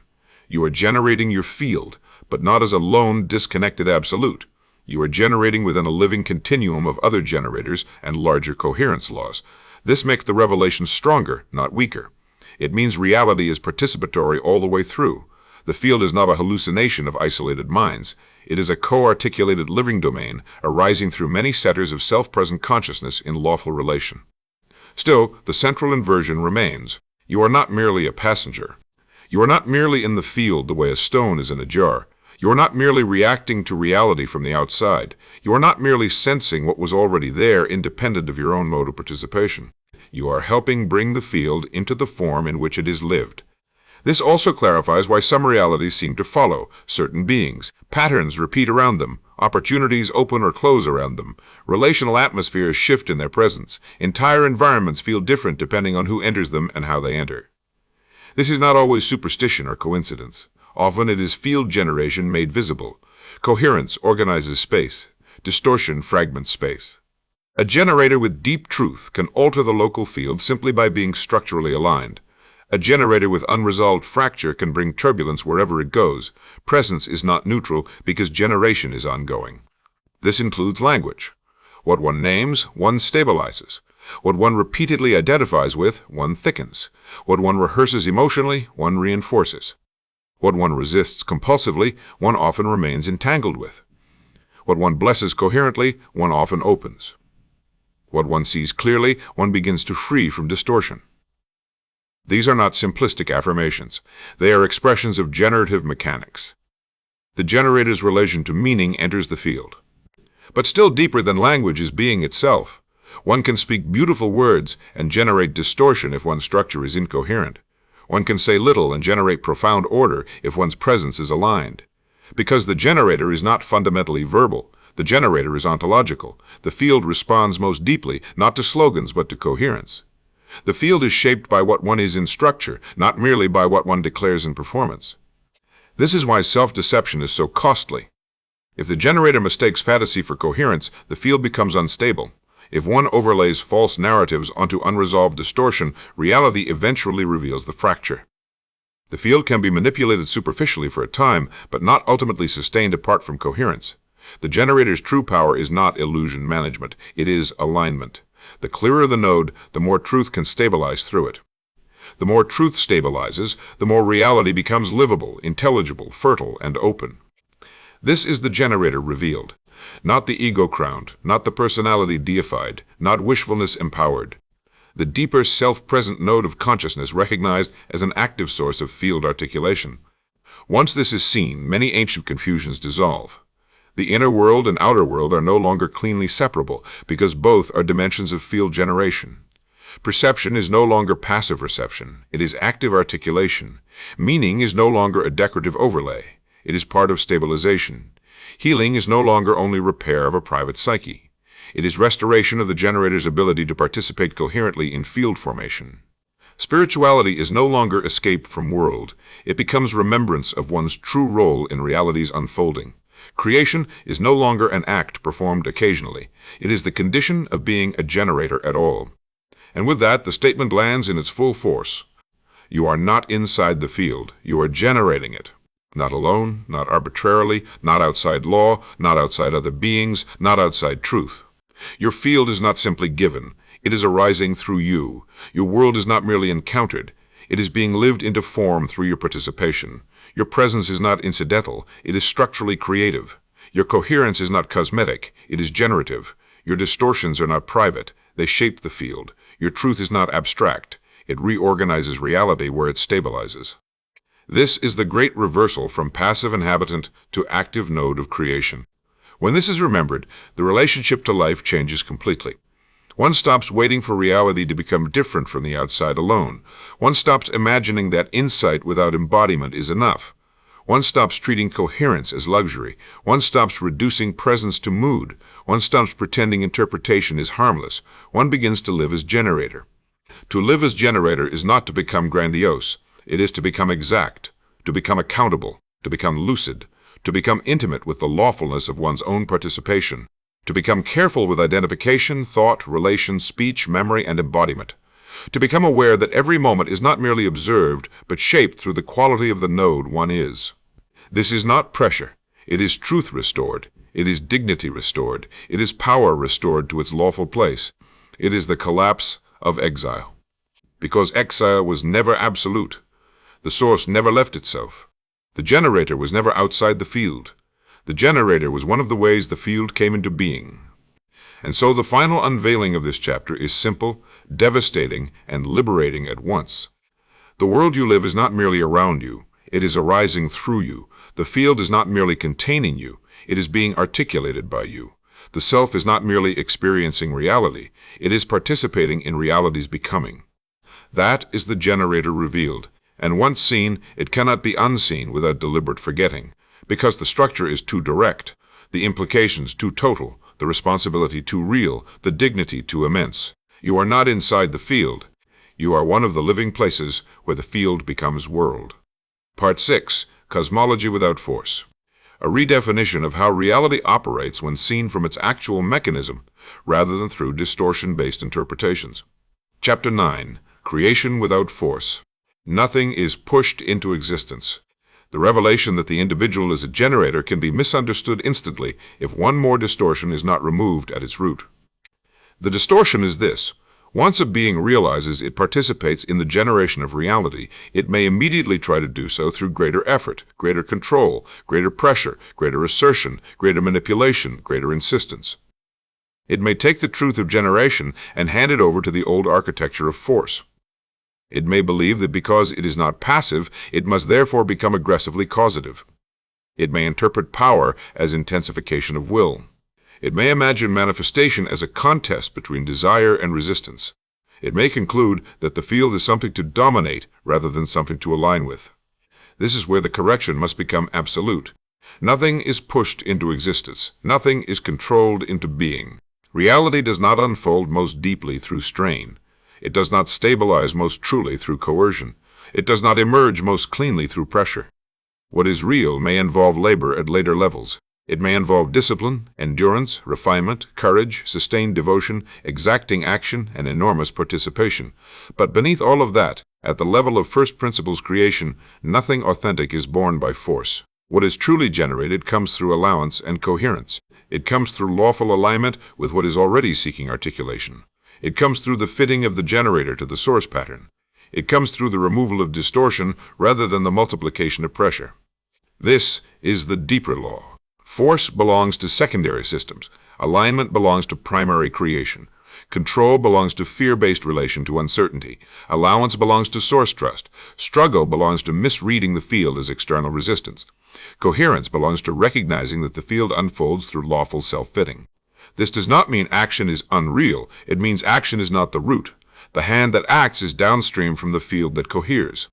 The body that labors is downstream from the pattern that stabilizes. The mind that plans is downstream from the deeper alignment or misalignment through which reality becomes available for articulation. So the question of manifestation is not fundamentally how hard can I push. It is how truly can I align, not how much can I force reality to obey. But what coherence is real enough to become form through me, not how can I dominate the field, but how can I stop distorting the field and let lawful emergence stabilize. This chapter therefore reframes creation at its deepest operational level. Creation is not exertion. Creation is alignment. This is not a slogan of passivity. It is the most exact thing that can be said once the structure of source has already been traced. Consciousness allows. I am distinguishes. Potential holds richness. Emergence resolves through coherence. Awareness becomes the first world. The generator participates in field formation. Therefore, the question becomes, how does the generator generate rightly? The answer is not by force, because force, at the level of the generator, is almost always a symptom of misrelation. It means the self imagines reality to be elsewhere than its own lawful participation. It imagines the field as resistant matter that must be conquered. It imagines outcomes as prizes to be dragged into existence by intensity. It imagines that if enough pressure is applied, truth itself can be bypassed. It imagines that strain can substitute for coherence. But strain cannot substitute for coherence. Pressure can produce movement without truth. Effort can produce noise without emergence. Willpower can create temporary structures without depth. Control can manage appearances without generating reality in its most living sense. This is why so much human manifestation collapses under its own internal contradiction. People can force outcomes in the short term. They can manipulate optics. They can compel behaviors. They can dominate systems. They can produce effects. But what is forced in distortion rarely carries the signature of deep stability. It may hold for a time through fear, habit, bureaucracy, inertia, or repeated reinforcement, but eventually the lack of coherence reveals itself. The structure buckles. The relationship fails. The identity fractures. The goal achieved becomes empty. The field resists in subtler ways. Exhaustion accumulates. The generator becomes brittle. What was controlled never became fully alive. This is because force can shape surfaces, but it cannot replace source law. Only coherence can do that. Coherence is what makes reality self-sustaining. It is what lets form hold without being constantly held up by tension. It is what allows manifestation to become natural rather than continuously defended. It is what makes a field livable rather than merely maintained. A life generated through force requires ongoing force to keep itself together. A life generated through coherence increasingly becomes self-reinforcing because it is aligned with the deeper lawful architecture of emergence. This is why manifestation must be reframed completely. Manifestation is not the art of making reality obey personal preference. Manifestation is the process by which alignment with truth becomes stable enough to take form. Manifestation is not the victory of desire over resistance. It is the convergence of source, coherence, generator, and field into living articulation. Manifestation is not fantasy acquiring objects. It is reality becoming explicit where lawfulness is sufficiently embodied. This means that what emerges is not simply what is wanted. It is what is coherent enough to stabilize. This does not deny desire. Desire can be a genuine signal. It can reveal latent direction, resonance, calling, or the pressure of potential toward form. But desire alone is not the generator's ultimate authority. Desire filtered through distortion can reach for what contradicts deeper coherence. The fact that something is intensely wanted does not make it source-aligned. Therefore, manifestation is not the rewarding of intensity. It is the stabilizing of truth through alignment. Here, the meaning of effort must be refined rather than rejected. Effort is real in the human domain. Bodies tire, minds focus, skills must be practiced, systems must be built, choices must be made repeatedly, constraints must be navigated. None of this disappears. But effort can either be aligned or misaligned. Aligned effort is downstream service to coherence. Misaligned effort is an attempt to compensate for incoherence through greater force. This difference is profound. Aligned effort feels exacting but not fundamentally violent. Misaligned effort feels like dragging reality. Aligned effort refines what is already true. Misaligned effort tries to fabricate truth by pressure. Aligned effort participates in emergence. Misaligned effort tries to replace emergence with compulsion. This is why two lives can outwardly contain similar levels of work while inwardly operating through completely different laws. One person labors from pressure, fear, and self-division. Another labors from devotion, coherence, and deep resonance. Both expend energy, but only one is forcing reality. The other is cooperating with it. One becomes depleted and brittle because action is trying to overcome distortion rather than resolve it. The other becomes clarified because action is serving what is already coherent enough to grow. This is the secret hidden inside all durable creation. What lasts does not last merely because it was pursued hard enough. It lasts because it was sufficiently true to sustain itself once articulated. What flowers does not flower merely because it was wanted intensely enough. It flowers because the conditions of coherence deepened until emergence became lawful. What transforms does not transform because one fought oneself into a new shape. It transforms because distortion loosened and a truer pattern could finally stabilize. This is why struggle is not the primary creative law. Struggle may accompany transition. Struggle may arise when false structures resist dissolution. Struggle may appear when the generator is still partially identified with distortion. But struggle itself does not create truth. At best, it marks friction during reorganization. At worst, it becomes addiction to force mistaken for power. This distinction is vital because many beings are so conditioned by force-based systems that they distrust anything that does not feel like strain. If something unfolds with grace, they think it must be flimsy. If a path opens through resonance, they think it must not be serious. If a transformation emerges through deep allowance, they suspect it is too easy to be real. They have been trained to equate suffering with validity and tension with worth. But reality does not share that confusion. Source does not validate struggle for its own sake. The deeper law is coherence, not pain. Pain can accompany the unraveling of distortion. It does not therefore become the source of creation. Difficulty can appear during embodiment. It does not therefore become the mechanism of truth. Labor can be required in manifestation. It does not therefore become the cause of emergence. The cause remains coherence within allowance. This brings the chapter directly into the heart of surrender, though that word too must be purified. Surrender is often misunderstood as collapse, resignation, passivity, or refusal to participate. But true surrender is the cessation of false control so that lawful participation can begin. It is not giving up on creation. It is giving up on coercion as the route to creation. It is the release of distortion-based pressure. It is the willingness to stop substituting force for alignment. It is the courage to let truth, rather than fear, organize the field. Thus, surrender and power are not opposites. Surrender is how distorted power yields to real power.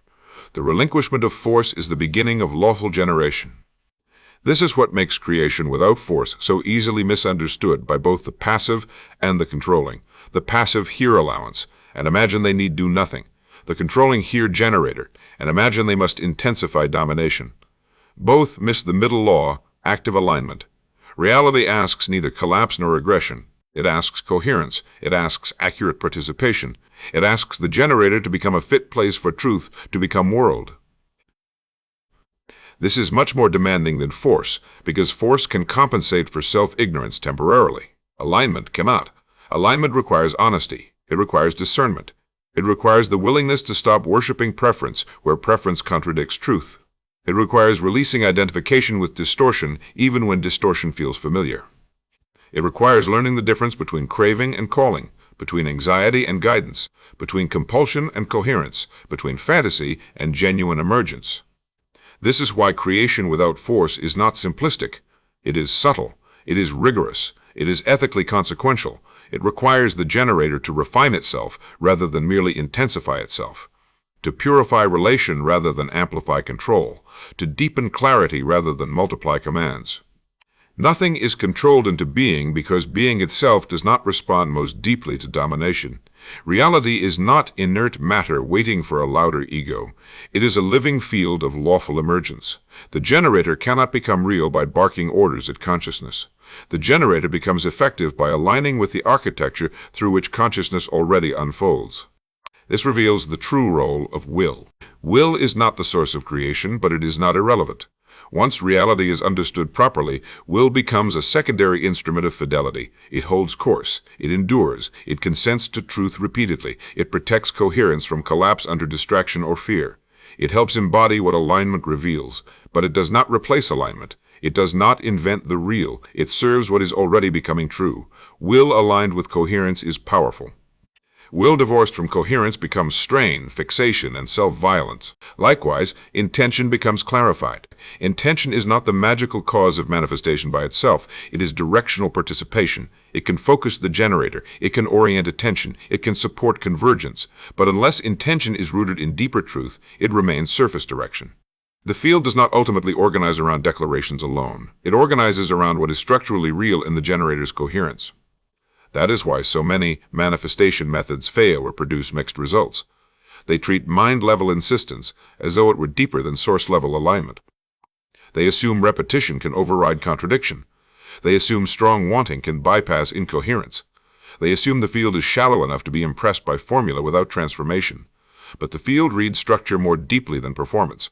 It responds to being more than slogan. It stabilizes what is coherent more readily than what is merely asserted. This is not meant to diminish imagination, affirmation, or intentional practice. These can all serve real emergence when used properly. But they are servants, not sovereigns. They are tools of alignment, not substitutes for it. When they help the generator attune to truth, open to lawful potential, loosen distortion, and stabilize deeper coherence, they are powerful. When they are used to plaster over contradiction, they become self-hypnosis rather than creation. The truth is simpler and harder. Reality unfolds through what fits. What fits does not mean what flatters the ego. It means what coheres with the deeper law of source, field, generator, and becoming. Creation comes where fit deepens. Manifestation stabilizes where truth can hold. This applies equally to inner transformation and outer form. A healed identity cannot be forced into existence by hating the current one. A loving relationship cannot be controlled into authenticity by manipulation. A meaningful work cannot be generated by ambitions severed from truth. A coherent society cannot be imposed indefinitely through fear without fracture eventually surfacing. In every domain, force may achieve temporary arrangement, but only coherence generates living structure. Creation without force, therefore, also implies trust. Not naive trust that everything desired will simply fall into place without participation. Not magical trust that one can float without consequence. But trust in the lawful architecture of emergence. Trust that what is real does not need distortion to become real. Trust that what is coherent will strengthen if served. Trust that what is misaligned cannot be made true by pressure. Trust that letting go of control is not the end of power but the restoration of its true channel. Trust that allowance is not empty, waiting, but active openness to lawful becoming. This trust is one of the rarest capacities in a force-trained civilization. Most beings have been shaped by systems that reward control, defend appearances, and glorify domination. Even spiritual work often gets contaminated by this same structure. People try to force healing, force awakening, force abundance, force peace. They become violent toward themselves in the name of transcendence. But the source does not require self-hatred to become embodied. The field does not need psychological warfare to open. Truth does not demand that one bully reality into admitting it. What truth asks is finer, braver, and more exact. Stop lying. Stop forcing. Stop confusing tension with power. Stop mistaking control for safety. Stop treating fear as the architect of manifestation. Become coherent enough that what is true can begin to stabilize without obstruction. This is where creation becomes both humbling and magnificent. Humbling because the generator cannot bypass law. Magnificent because the generator does not need to. The deepest architecture of reality is already generative. One does not need to invent the source. One needs to stop distorting one's participation in it. This redefines success. Success is not merely getting what was desired. Success is becoming a clearer generator. It is becoming a cleaner site of stabilization for what is real. It is becoming someone through whom the field can cohere more truthfully. Outcomes matter, but they matter within a larger frame. Are they generated through force or through alignment? Are they brittle or living? Are they defended by tension or held by truth? Do they require constant control to survive? Or do they begin sustaining themselves because they are coherent? Creation without force is therefore not less powerful than force-based creation. It is more powerful because it does not require endless compensation. It does not burn as much energy maintaining contradiction. It does not produce the same internal war. It does not separate the generator from the generated. It lets manifestation be an extension of coherence rather than a conquest over reality. And because of this, it also restores joy. Force-based creation is exhausting. Even its victories can feel hollow because they were purchased through ongoing inner contraction. Coherent creation carries a different signature. It may still involve intensity, labor, and courage, but it feels more like revelation than conquest. More like truth becoming visible than desire winning a battle. More like life deepening than identity proving itself. This is the final reversal at the center of the chapter. Manifestation is not about making reality happen. Manifestation is about becoming the kind of generator through whom reality can happen truthfully. Everything changes there. The focus shifts from outcome obsession to coherence, from willpower to alignment, from manipulation to participation, from pressure to precision, from domination to trust, from forcing life to letting truth become life. This does not weaken creation. It sanctifies it. It returns it to law. It restores it to source. Nothing is pushed into existence because existence at depth is not waiting to be bullied. It is already rich with lawful potential. Nothing is controlled into being because being itself does not bow to distortion for long. What becomes real in the deepest sense becomes real where allowance, coherence, truth, generator, and field come into fit. That is, creation without force. Not passive, not weak, not indifferent, not vague, exact, aligned, participatory, lawful, living. And once this is seen, life itself can no longer be approached the same way. One stops asking how to get more control and starts asking how to become more coherent. One stops trying to overpower the field and starts learning how the field actually unfolds. One stops worshiping effort for its own sake and starts honoring the quality of fit between self, truth, and source. One stops trying to make reality submit and begins allowing reality to become true through one's own alignment. That is manifestation. That is real power. That is the end of force as a false god. And that is how reality unfolds when the generator remembers the law of its own origin. Part 7. Sovereign Embodiment. What it means to live from the recognition of being the generator, not conceptually, but structurally. Chapter 10. Sovereignty and the conscious generator. Knowing is not enough. This must be lived. There is a threshold beyond revelation where understanding loses its privilege. Before that threshold, insight feels like arrival. Recognition feels like completion. One sees the architecture clearly enough that confusion loosens. Distortion becomes visible. The deeper sequence stabilizes, and the central inversion lands. Consciousness is primary. Allowance is generative. I am is the first distinction. Potential is the nature of consciousness. Emergence unfolds through coherence. Awareness is the first world. The individual is not merely inside the field, but participates in generating it. And creation is not force, but alignment. All of that matters. All of that is real. All of that can reorganize the entire map of being. But none of it by itself is sovereignty. Because sovereignty does not begin where truth is recognized in concept. Sovereignty begins where truth becomes structurally lived. It begins where recognition is no longer occasional illumination, but ongoing embodiment. It begins where the conscious generator ceases to admire reality from the side of insight and begins to participate in reality from the side of alignment. It begins where what is known becomes what is done, what is stabilized, what is carried, what is transmitted, what is generated, and what is no longer betrayed in daily life. This is why the chapter must open with the correction that cuts through spiritual vanity, conceptual inflation, and half-formed awakening alike. Knowing is not enough. This must be lived. Because the mind can recognize truths that the structure of the self has not yet embodied. Language can become accurate before behavior becomes coherent. Perception can become subtle before identity becomes integrated. Insight can arrive before distortion loses its grip. The field can be seen more clearly than it is inhabited. One can understand generation without yet generating coherently. One can speak of sovereignty while still living as a passive effect of inherited patterns, emotional reflexes, unconscious identifications, fear-based reactions, false loyalties, and self-fragmentation. This gap is one of the most important realities in the entire process of remembrance. It is the gap between revelation and embodiment, the gap between recognition and stabilization, the gap between seeing the law and living in accordance with it, the gap between touching truth and being reordered by truth. Sovereignty begins when that gap is no longer ignored. To be sovereign, in the sense required here, is not to dominate reality. It is not to become untouchable, invulnerable, beyond relation, beyond limitation, beyond embodiment, or beyond consequence. It is not control in the distorted sense. It is not self-deification by egoic inflation. It is not rebellion disguised as freedom. It is not independence in the severed sense. Sovereignty is lawful self-alignment. It is the condition in which the generator becomes sufficiently coherent with source that its participation in the field is no longer primarily governed by unconscious distortion. It is the return of agency to truth. It is the restoration of responsibility to consciousness. It is the stabilization of one's field generation around what is real rather than around inherited incoherence.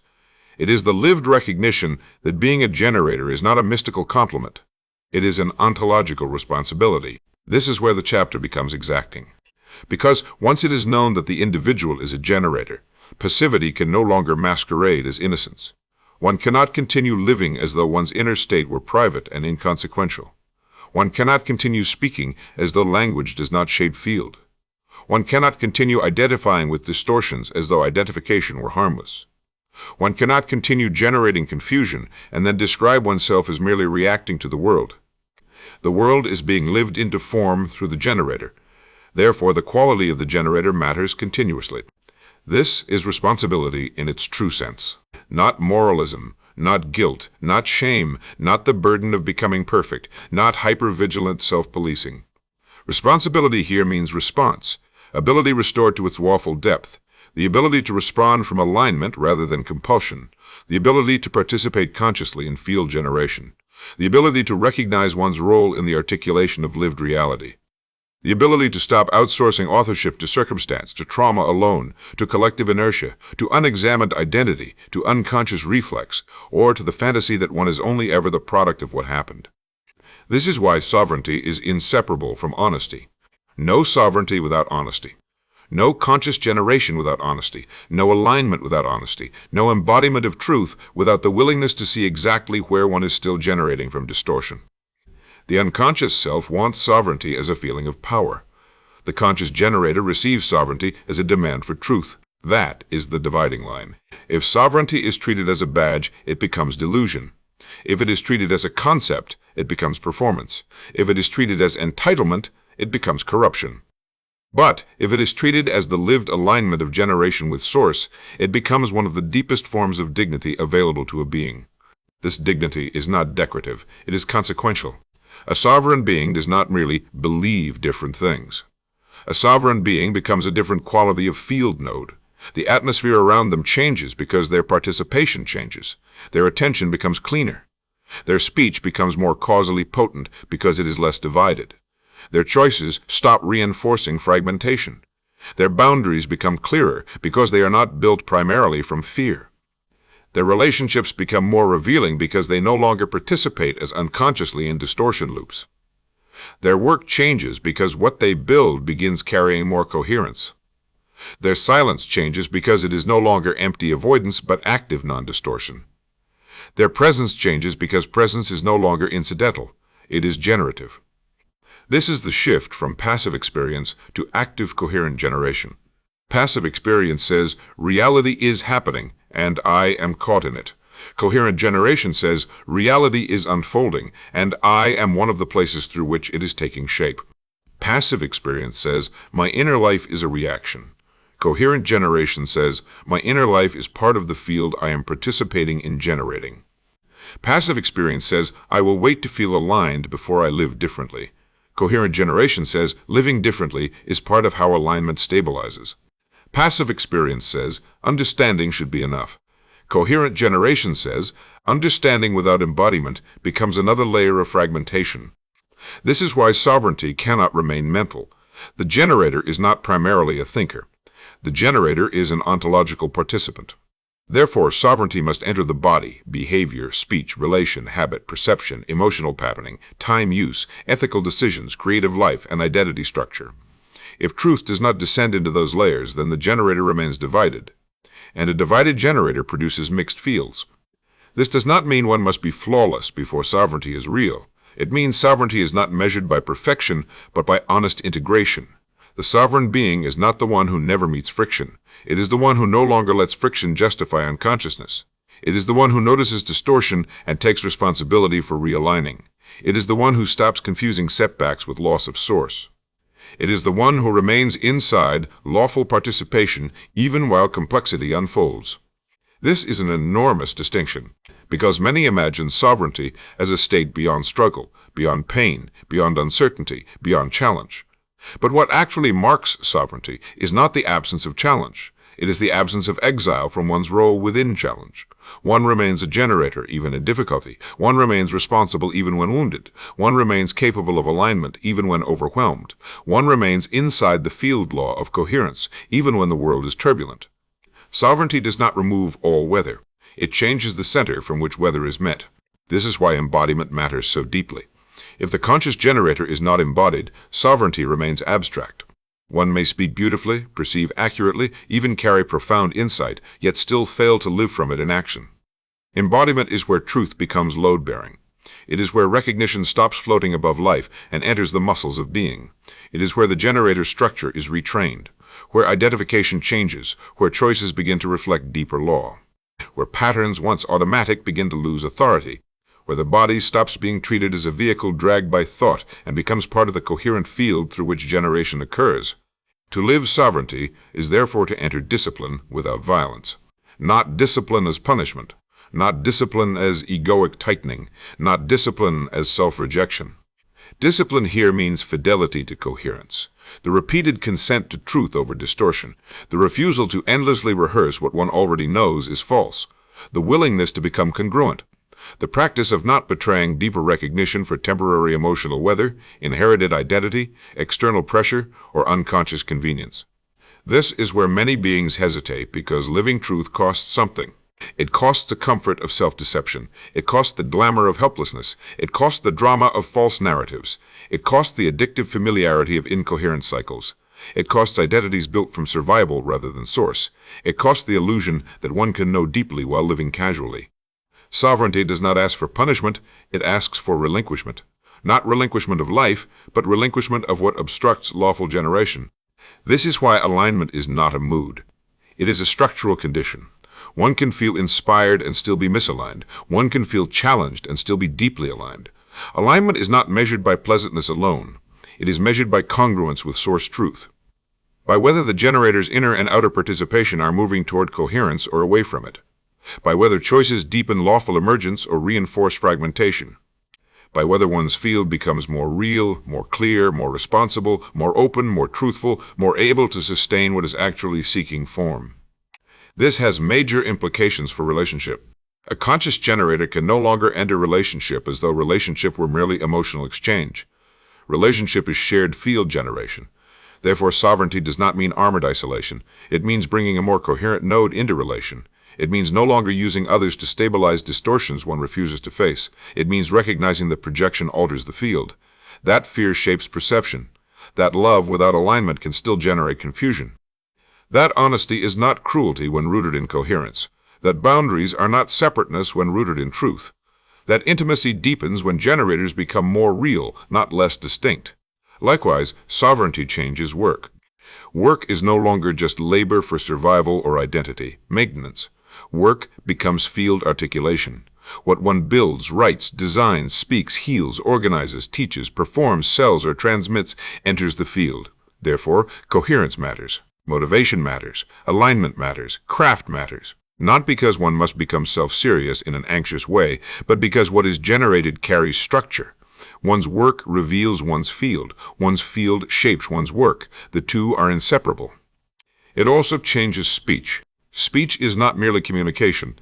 It is stabilization. Words, name, reinforce, invite, distort, bless, fracture, orient, or conceal. A sovereign generator learns that speaking falsely, carelessly, or performatively is not neutral. One can feel when language is congruent and when it is not. One can feel when words emerge from clarity and when they are compensating for division. This does not mean silence is always superior. It means speech becomes more sacred because it is recognized as participatory in field formation, and it changes perception itself. The passive self treats perception as something that happens. The sovereign generator understands that perception is not only received, but enacted through the quality of the perceiver's coherence. This does not mean facts become arbitrary. It means the field disclosed is conditioned by the state of the node disclosing it. Fear sees differently than clarity. Shame discloses a different world than dignity. Love reveals different possibilities than contraction. Trauma narrows. Trust opens. Distortion filters. Truth widens and sharpens simultaneously. Therefore, sovereignty involves refining perception by refining being. This is why inner work is not indulgence when rightly understood. It is field responsibility.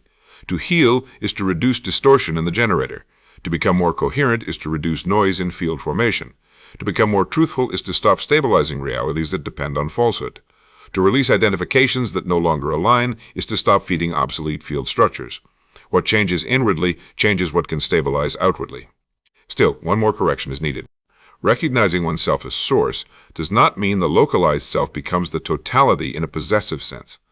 The conscious generator is a localized articulation of source, not the collapse of all source into one private identity. Therefore, sovereignty remains relationally humble even while being existentially immense. One does not become smaller by recognizing this. One becomes more accurate. One no longer needs grandiosity because real participation is already profound enough. One no longer needs false humility because diminishing one's generative role is also distortion.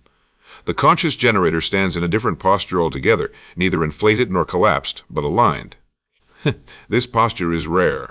It carries power without domination, responsibility without self-hatred, clarity without rigidity, sensitivity without helplessness, devotion without submission to false authority, freedom without lawlessness.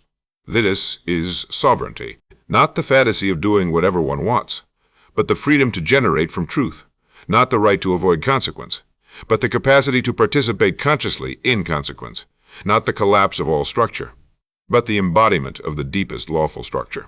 And because sovereignty must be lived, it inevitably becomes rhythmic. One does not embody it once and then remain static forever.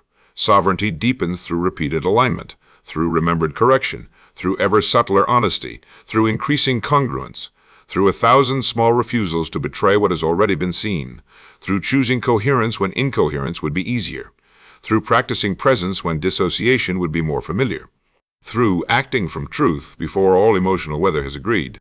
This is why knowing is not enough, because knowing can remain clean while life remains divided. Only living resolves the divide. Only living reveals where truth has actually stabilized. Only living shows whether the generator has become trustworthy to itself. Only living turns insight into reality. Only living makes sovereignty more than a chapter. At the deepest level, sovereignty is the conscious generator's consent to become what it already knows. Not to pretend, not to perform, not to announce, to become, to let the field reorganize around truth, to let identity yield where it no longer fits, to let responsibility replace blame, to let presence replace abstraction, to let alignment become more important than self-image, to let participation become more deliberate, more honest, more luminous, more exact.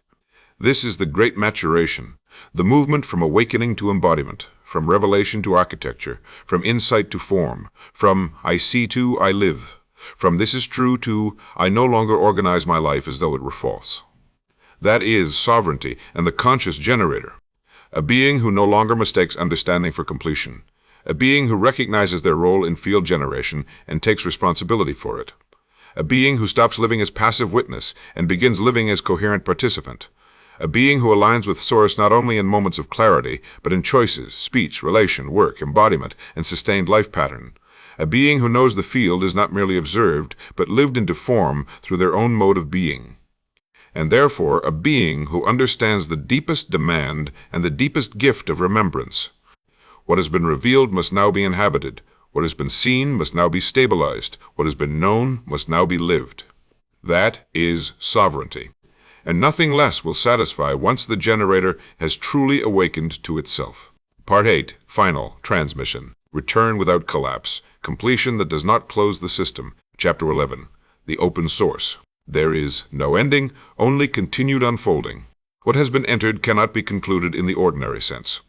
Not because the structure is incomplete in a weak way, not because the transmission failed to arrive at clarity, not because something essential was withheld, not because the sequence lacked coherence, but because what has been revealed is not a closed object. It is not a finished philosophy, not a sealed doctrine, not a terminal map, not a completed artifact that can now be placed on a shelf as though truth had been finalized into possession. What has been revealed is living structure. And living structure does not end where language stops. It continues where participation begins. It deepens where embodiment remains active. It unfolds because the source is not exhausted by articulation. It remains open because consciousness is not depleted by what it has already revealed. This is why the final transmission must not behave like a conclusion in the conventional sense. A conclusion ordinarily seals meaning. It summarizes, closes, packages, and stabilizes the work as something that has now been completed from the outside. It implies that the essential movement is over. It grants the reader the comfort of final comprehension. It allows the mind to say, "Now I have it." But this work does not permit that kind of ending. Not because it is vague, because it is alive. Not because it is unresolved in confusion, because it is unresolved in generativity. Not because the truth is missing, because truth is inexhaustible in expression. There is no ending here because the structure being described is not something one reaches the end of. It is something one enters more deeply. It is something one begins to operate within. It is something one discovers was already operating before one could name it. It is not completed by reading. It is not contained by writing. It is not finished because its nature is continuous generation. This is the meaning of the open source. Not open source merely in the technological or procedural sense. Not open in the sense of being unfinished and therefore awaiting completion by external contribution. Not source in the sense of an original object hidden somewhere behind the world. Open source here means that the source remains open. The origin is not closed behind creation. The source is not locked in the past. The generative ground remains active, available, unresolved enough to keep revealing, structured enough to keep cohering, alive enough to keep unfolding. The source is not merely where reality came from. It is the ever-present field depth through which reality continues to become. This is the final restoration of sequence. Consciousness was never exhausted by the first distinction. Allowance was never used up by the first opening. Potential was never emptied by the first worlds. Emergence was never finished by the first forms. Awareness was never complete in its first disclosure. The generator was never meant to stabilize into static identity. Sovereignty was never the achievement of a final perfected state. Everything remains living because the source remains open. This is why the final truth of the book cannot be closure, only participation. The mind often longs for ending because ending feels like certainty. It wants the final chapter to resolve ambiguity so completely that no further responsibility remains. It wants the book to end where life can return unchanged. It wants to admire the structure without having to inhabit it. It wants to understand the law without continuing to be transformed by the law. It wants revelation to become memory rather than demand. But the open source removes that escape, because once the source is understood as open, every ending becomes provisional. Every arrival becomes threshold. Every stabilization becomes the basis for deeper articulation. Every chapter closes in language and reopens in being. Every recognition, if real, enlarges responsibility rather than reducing it. One does not finish truth. One becomes more permeable to it. One does not complete the field. One learns to participate more coherently in its unfolding. This is not endlessness in the exhausting sense. It is inexhaustibility in the living sense. Exhausting endlessness is repetition without deepening. Living inexhaustibility is continued revelation without contradiction. One is the burden of never arriving. The other is the joy of always being able to enter more deeply.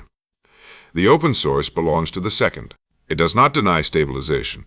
There are real thresholds, real recognitions, real embodiment, real integration, real phases where something true has landed and can now be lived.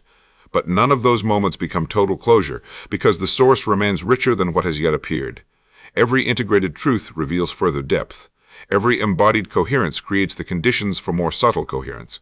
Every lived chapter becomes the basis for the next disclosure. Not because previous truth was false, but because truth was never exhausted by its first articulation. This is how a living system behaves, not as an incomplete machine waiting for missing parts, but as a recursively self-revealing structure. A system that discloses more of itself through use, a reality that becomes more intelligible through participation, a field that clarifies as generators align more deeply within it. This is why the Codex cannot be treated as static information. Information can be extracted and filed away. But a living structure must be entered repeatedly. It must be inhabited from different levels of coherence. It must be reread not only with the mind but with life. What one could not hear at one level becomes audible at another. What once seemed abstract becomes obvious through embodiment. What once seemed complete becomes recognized as an entry point into deeper structure. The text does not change in one sense, yet the field of relation between reader and text continues unfolding because the source disclosed by the text is itself open. The open source therefore dissolves the fantasy of final mastery. There is no point at which the separate self can say once and for all, "Now I possess the totality." Possession is the wrong relationship to source. Source is not owned. It is participated in. It is lived from. It is aligned with. It is disclosed through. It is never reduced to one generator's capture of it. Even the most coherent embodiment remains an expression within inexhaustibility, not the exhaustion of it. This is not meant to reduce what has been realized. It is meant to protect realization from becoming idolatry. The moment truth is treated as a possession, it starts to close. The moment the field is treated as a finished concept, participation collapses into memory. The moment sovereignty is treated as a rival beyond further refinement, distortion begins creeping back in through certainty, masquerading as completion. The open source keeps truth alive by refusing false finality. This also changes the meaning of discipline. If the structure were closed, discipline might become maintenance of a finished state. But because the source is open, discipline becomes ongoing fidelity to unfolding coherence. Not frantic self-improvement, not endless dissatisfaction, but a living consent to remain in relationship with what continues revealing itself. Discipline becomes the art of not prematurely sealing the real. It becomes the courage to stay available, to stay honest, to let truth keep reorganizing life, to let deeper layers of distortion continue surfacing where they must, to let deeper layers of coherence continue stabilizing where they can. This means the end of the book is actually the beginning of operation. Operation is the right word here, because the structure is not merely to be admired, interpreted, debated, or symbolically appreciated. It is to be operated within. One begins to notice consciousness not as concept, but as substrate. One begins to feel allowance in the difference between force and opening. One begins to recognize I am beneath identification. One begins to experience potential not as fantasy, but as unresolved richness. One begins to trust emergence through coherence rather than compulsion. One begins to see awareness as first world rather than ultimate source. One begins to live as generator rather than passive witness. One begins to create through alignment. One begins to embody sovereignty as responsible field participation. And from there, the structure continues unfolding because living within it reveals more than merely reading about it ever could. This is why no final answer can replace operation. A final answer ends inquiry. Operation deepens it. A final answer can become inert. Operation remains living. A final answer can be memorized. Operation must be enacted. A final answer sits outside the one who knows. Operation changes the knower. This chapter, therefore, does not seek to conclude the system. It seeks to prevent the system from being falsely concluded. It seeks to leave the structure open at the exact places where it is actually open. It seeks to prevent the mind from turning living sequence into dead certainty. It seeks to ensure that the Codex remains a field rather than becoming merely a summary. The open nature of Source also means that creation itself remains unfinished in the most beautiful sense. Not unfinished because reality is broken and waiting to be fixed into completion. Unfinished because completion in the static sense would betray the generative nature of consciousness. A living reality must remain open enough for new coherence to emerge. A field of consciousness that could no longer disclose anything beyond what had already appeared would no longer be living in the fullest sense. It would be terminally expressed. But consciousness is not terminally expressed. It is still unfolding, still revealing, still becoming articulate through generators, worlds, relationships, forms, insights, civilizations, works, and realizations. The source remains active. This means there is no final life stage where participation ceases to matter. No final conceptual plateau where embodiment becomes unnecessary. No final inward attainment where relation becomes irrelevant. No final spiritual status that exempts one from the ongoing responsibility of coherence. The open source removes every fantasy of permanent exemption. It also removes every fantasy of ultimate failure. Because if the source remains open, then no distortion has the last word unless one insists on closing around it. So long as source remains active, realignment remains possible. Coherence can deepen again. The field can be clarified again. The generator can remember again. Truth can re-enter wherever closure had hardened falsely. This is one of the great mercies hidden inside the architecture. Open source means open return. Open source means correction remains possible. Open source means revelation is renewable. Open source means one is never trapped inside the current articulation as though it were the final truth of being. That does not make choices meaningless. It makes them significant within a living system. Every moment matters because the field remains open to what is being stabilized. Every alignment matters because it enters continuous unfolding. Every distortion matters because it shapes the field if left unexamined. Every act of coherence matters because it strengthens what can emerge. The openness of the source does not remove consequence. It makes consequence part of a larger living continuum. This also reorients how one understands legacy, teaching, and creation. Nothing truly alive can be transmitted as a finished relic without loss. The best one can do is create structures through which living participation remains possible. A true book is not one that closes thought forever. It is one that opens a field of operation. A true teaching is not one that demands static repetition. It is one that transmits lawful sequence while remaining open to deeper coherence in each new embodiment. A true work does not imprison the source in one form. It reveals enough structure that others can enter the source more directly through it. This is why the Codex itself, if true to its own law, must remain open source in spirit. Not because anything goes, not because coherence is optional, but because truth remains living. The structure can deepen without losing its spine. Articulation can refine without betraying origin. New language can arise. New chapters can emerge. New embodiments can reveal previously implicit dimensions. The law remains. The field continues. And so the final movement of this chapter is not toward closure, but toward release from the need for it. Let the book end in language. Do not let the source end in your mind. Let the chapter complete its arc. Do not convert completion into closure or participation. Let what has been seen settle. Do not force it into dead certainty. Let operation begin where reading ends. Let life become the continuation of the text. This is the true meaning of a living codex. It is not finished when the final page arrives. It has simply transferred its center of activity. The center moves from text to being, from chapter to field, from description to operation, from thought to embodiment, from revelation to continued generation. There is no ending because the structure is not linear in the ordinary sense. It is recursive. One may return to consciousness from sovereignty with greater depth. One may re-enter allowance from the side of embodiment and suddenly understand more than before. One may meet I am again after the generator has been revealed and find the first distinction living in a new way. One may revisit awareness after learning to generate coherently and discover its first world nature more precisely. The system is not a ladder left behind. It is a living recursion, a spiral, a field of re-entry, a structure that reveals different depths depending on the coherence from which it is approached. This is why the final chapter must not pretend to be above the rest. It does not stand outside the system. It reveals its nature. The nature of the system is openness through lawful recurrence, continuous generation through coherent participation, ongoing disclosure rooted in an inexhaustible source. So the final truth is not a conclusion but an invitation to remain awake inside the structure. Not tense, not striving, not trying to finish what was never meant to become static.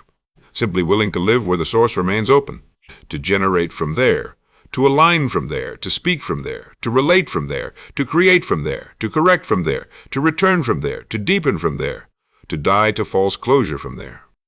To let every real threshold become the beginning of a more coherent participation rather than the end of inquiry.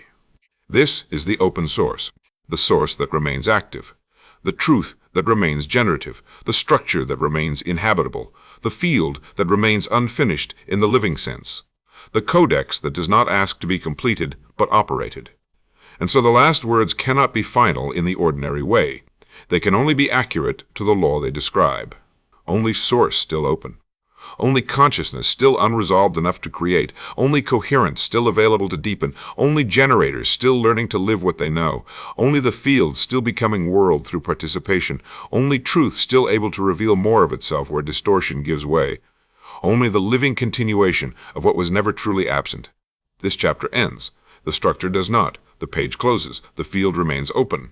And now what has been written must continue where it always belonged, in the generator, in the field, in the living unfolding of I am.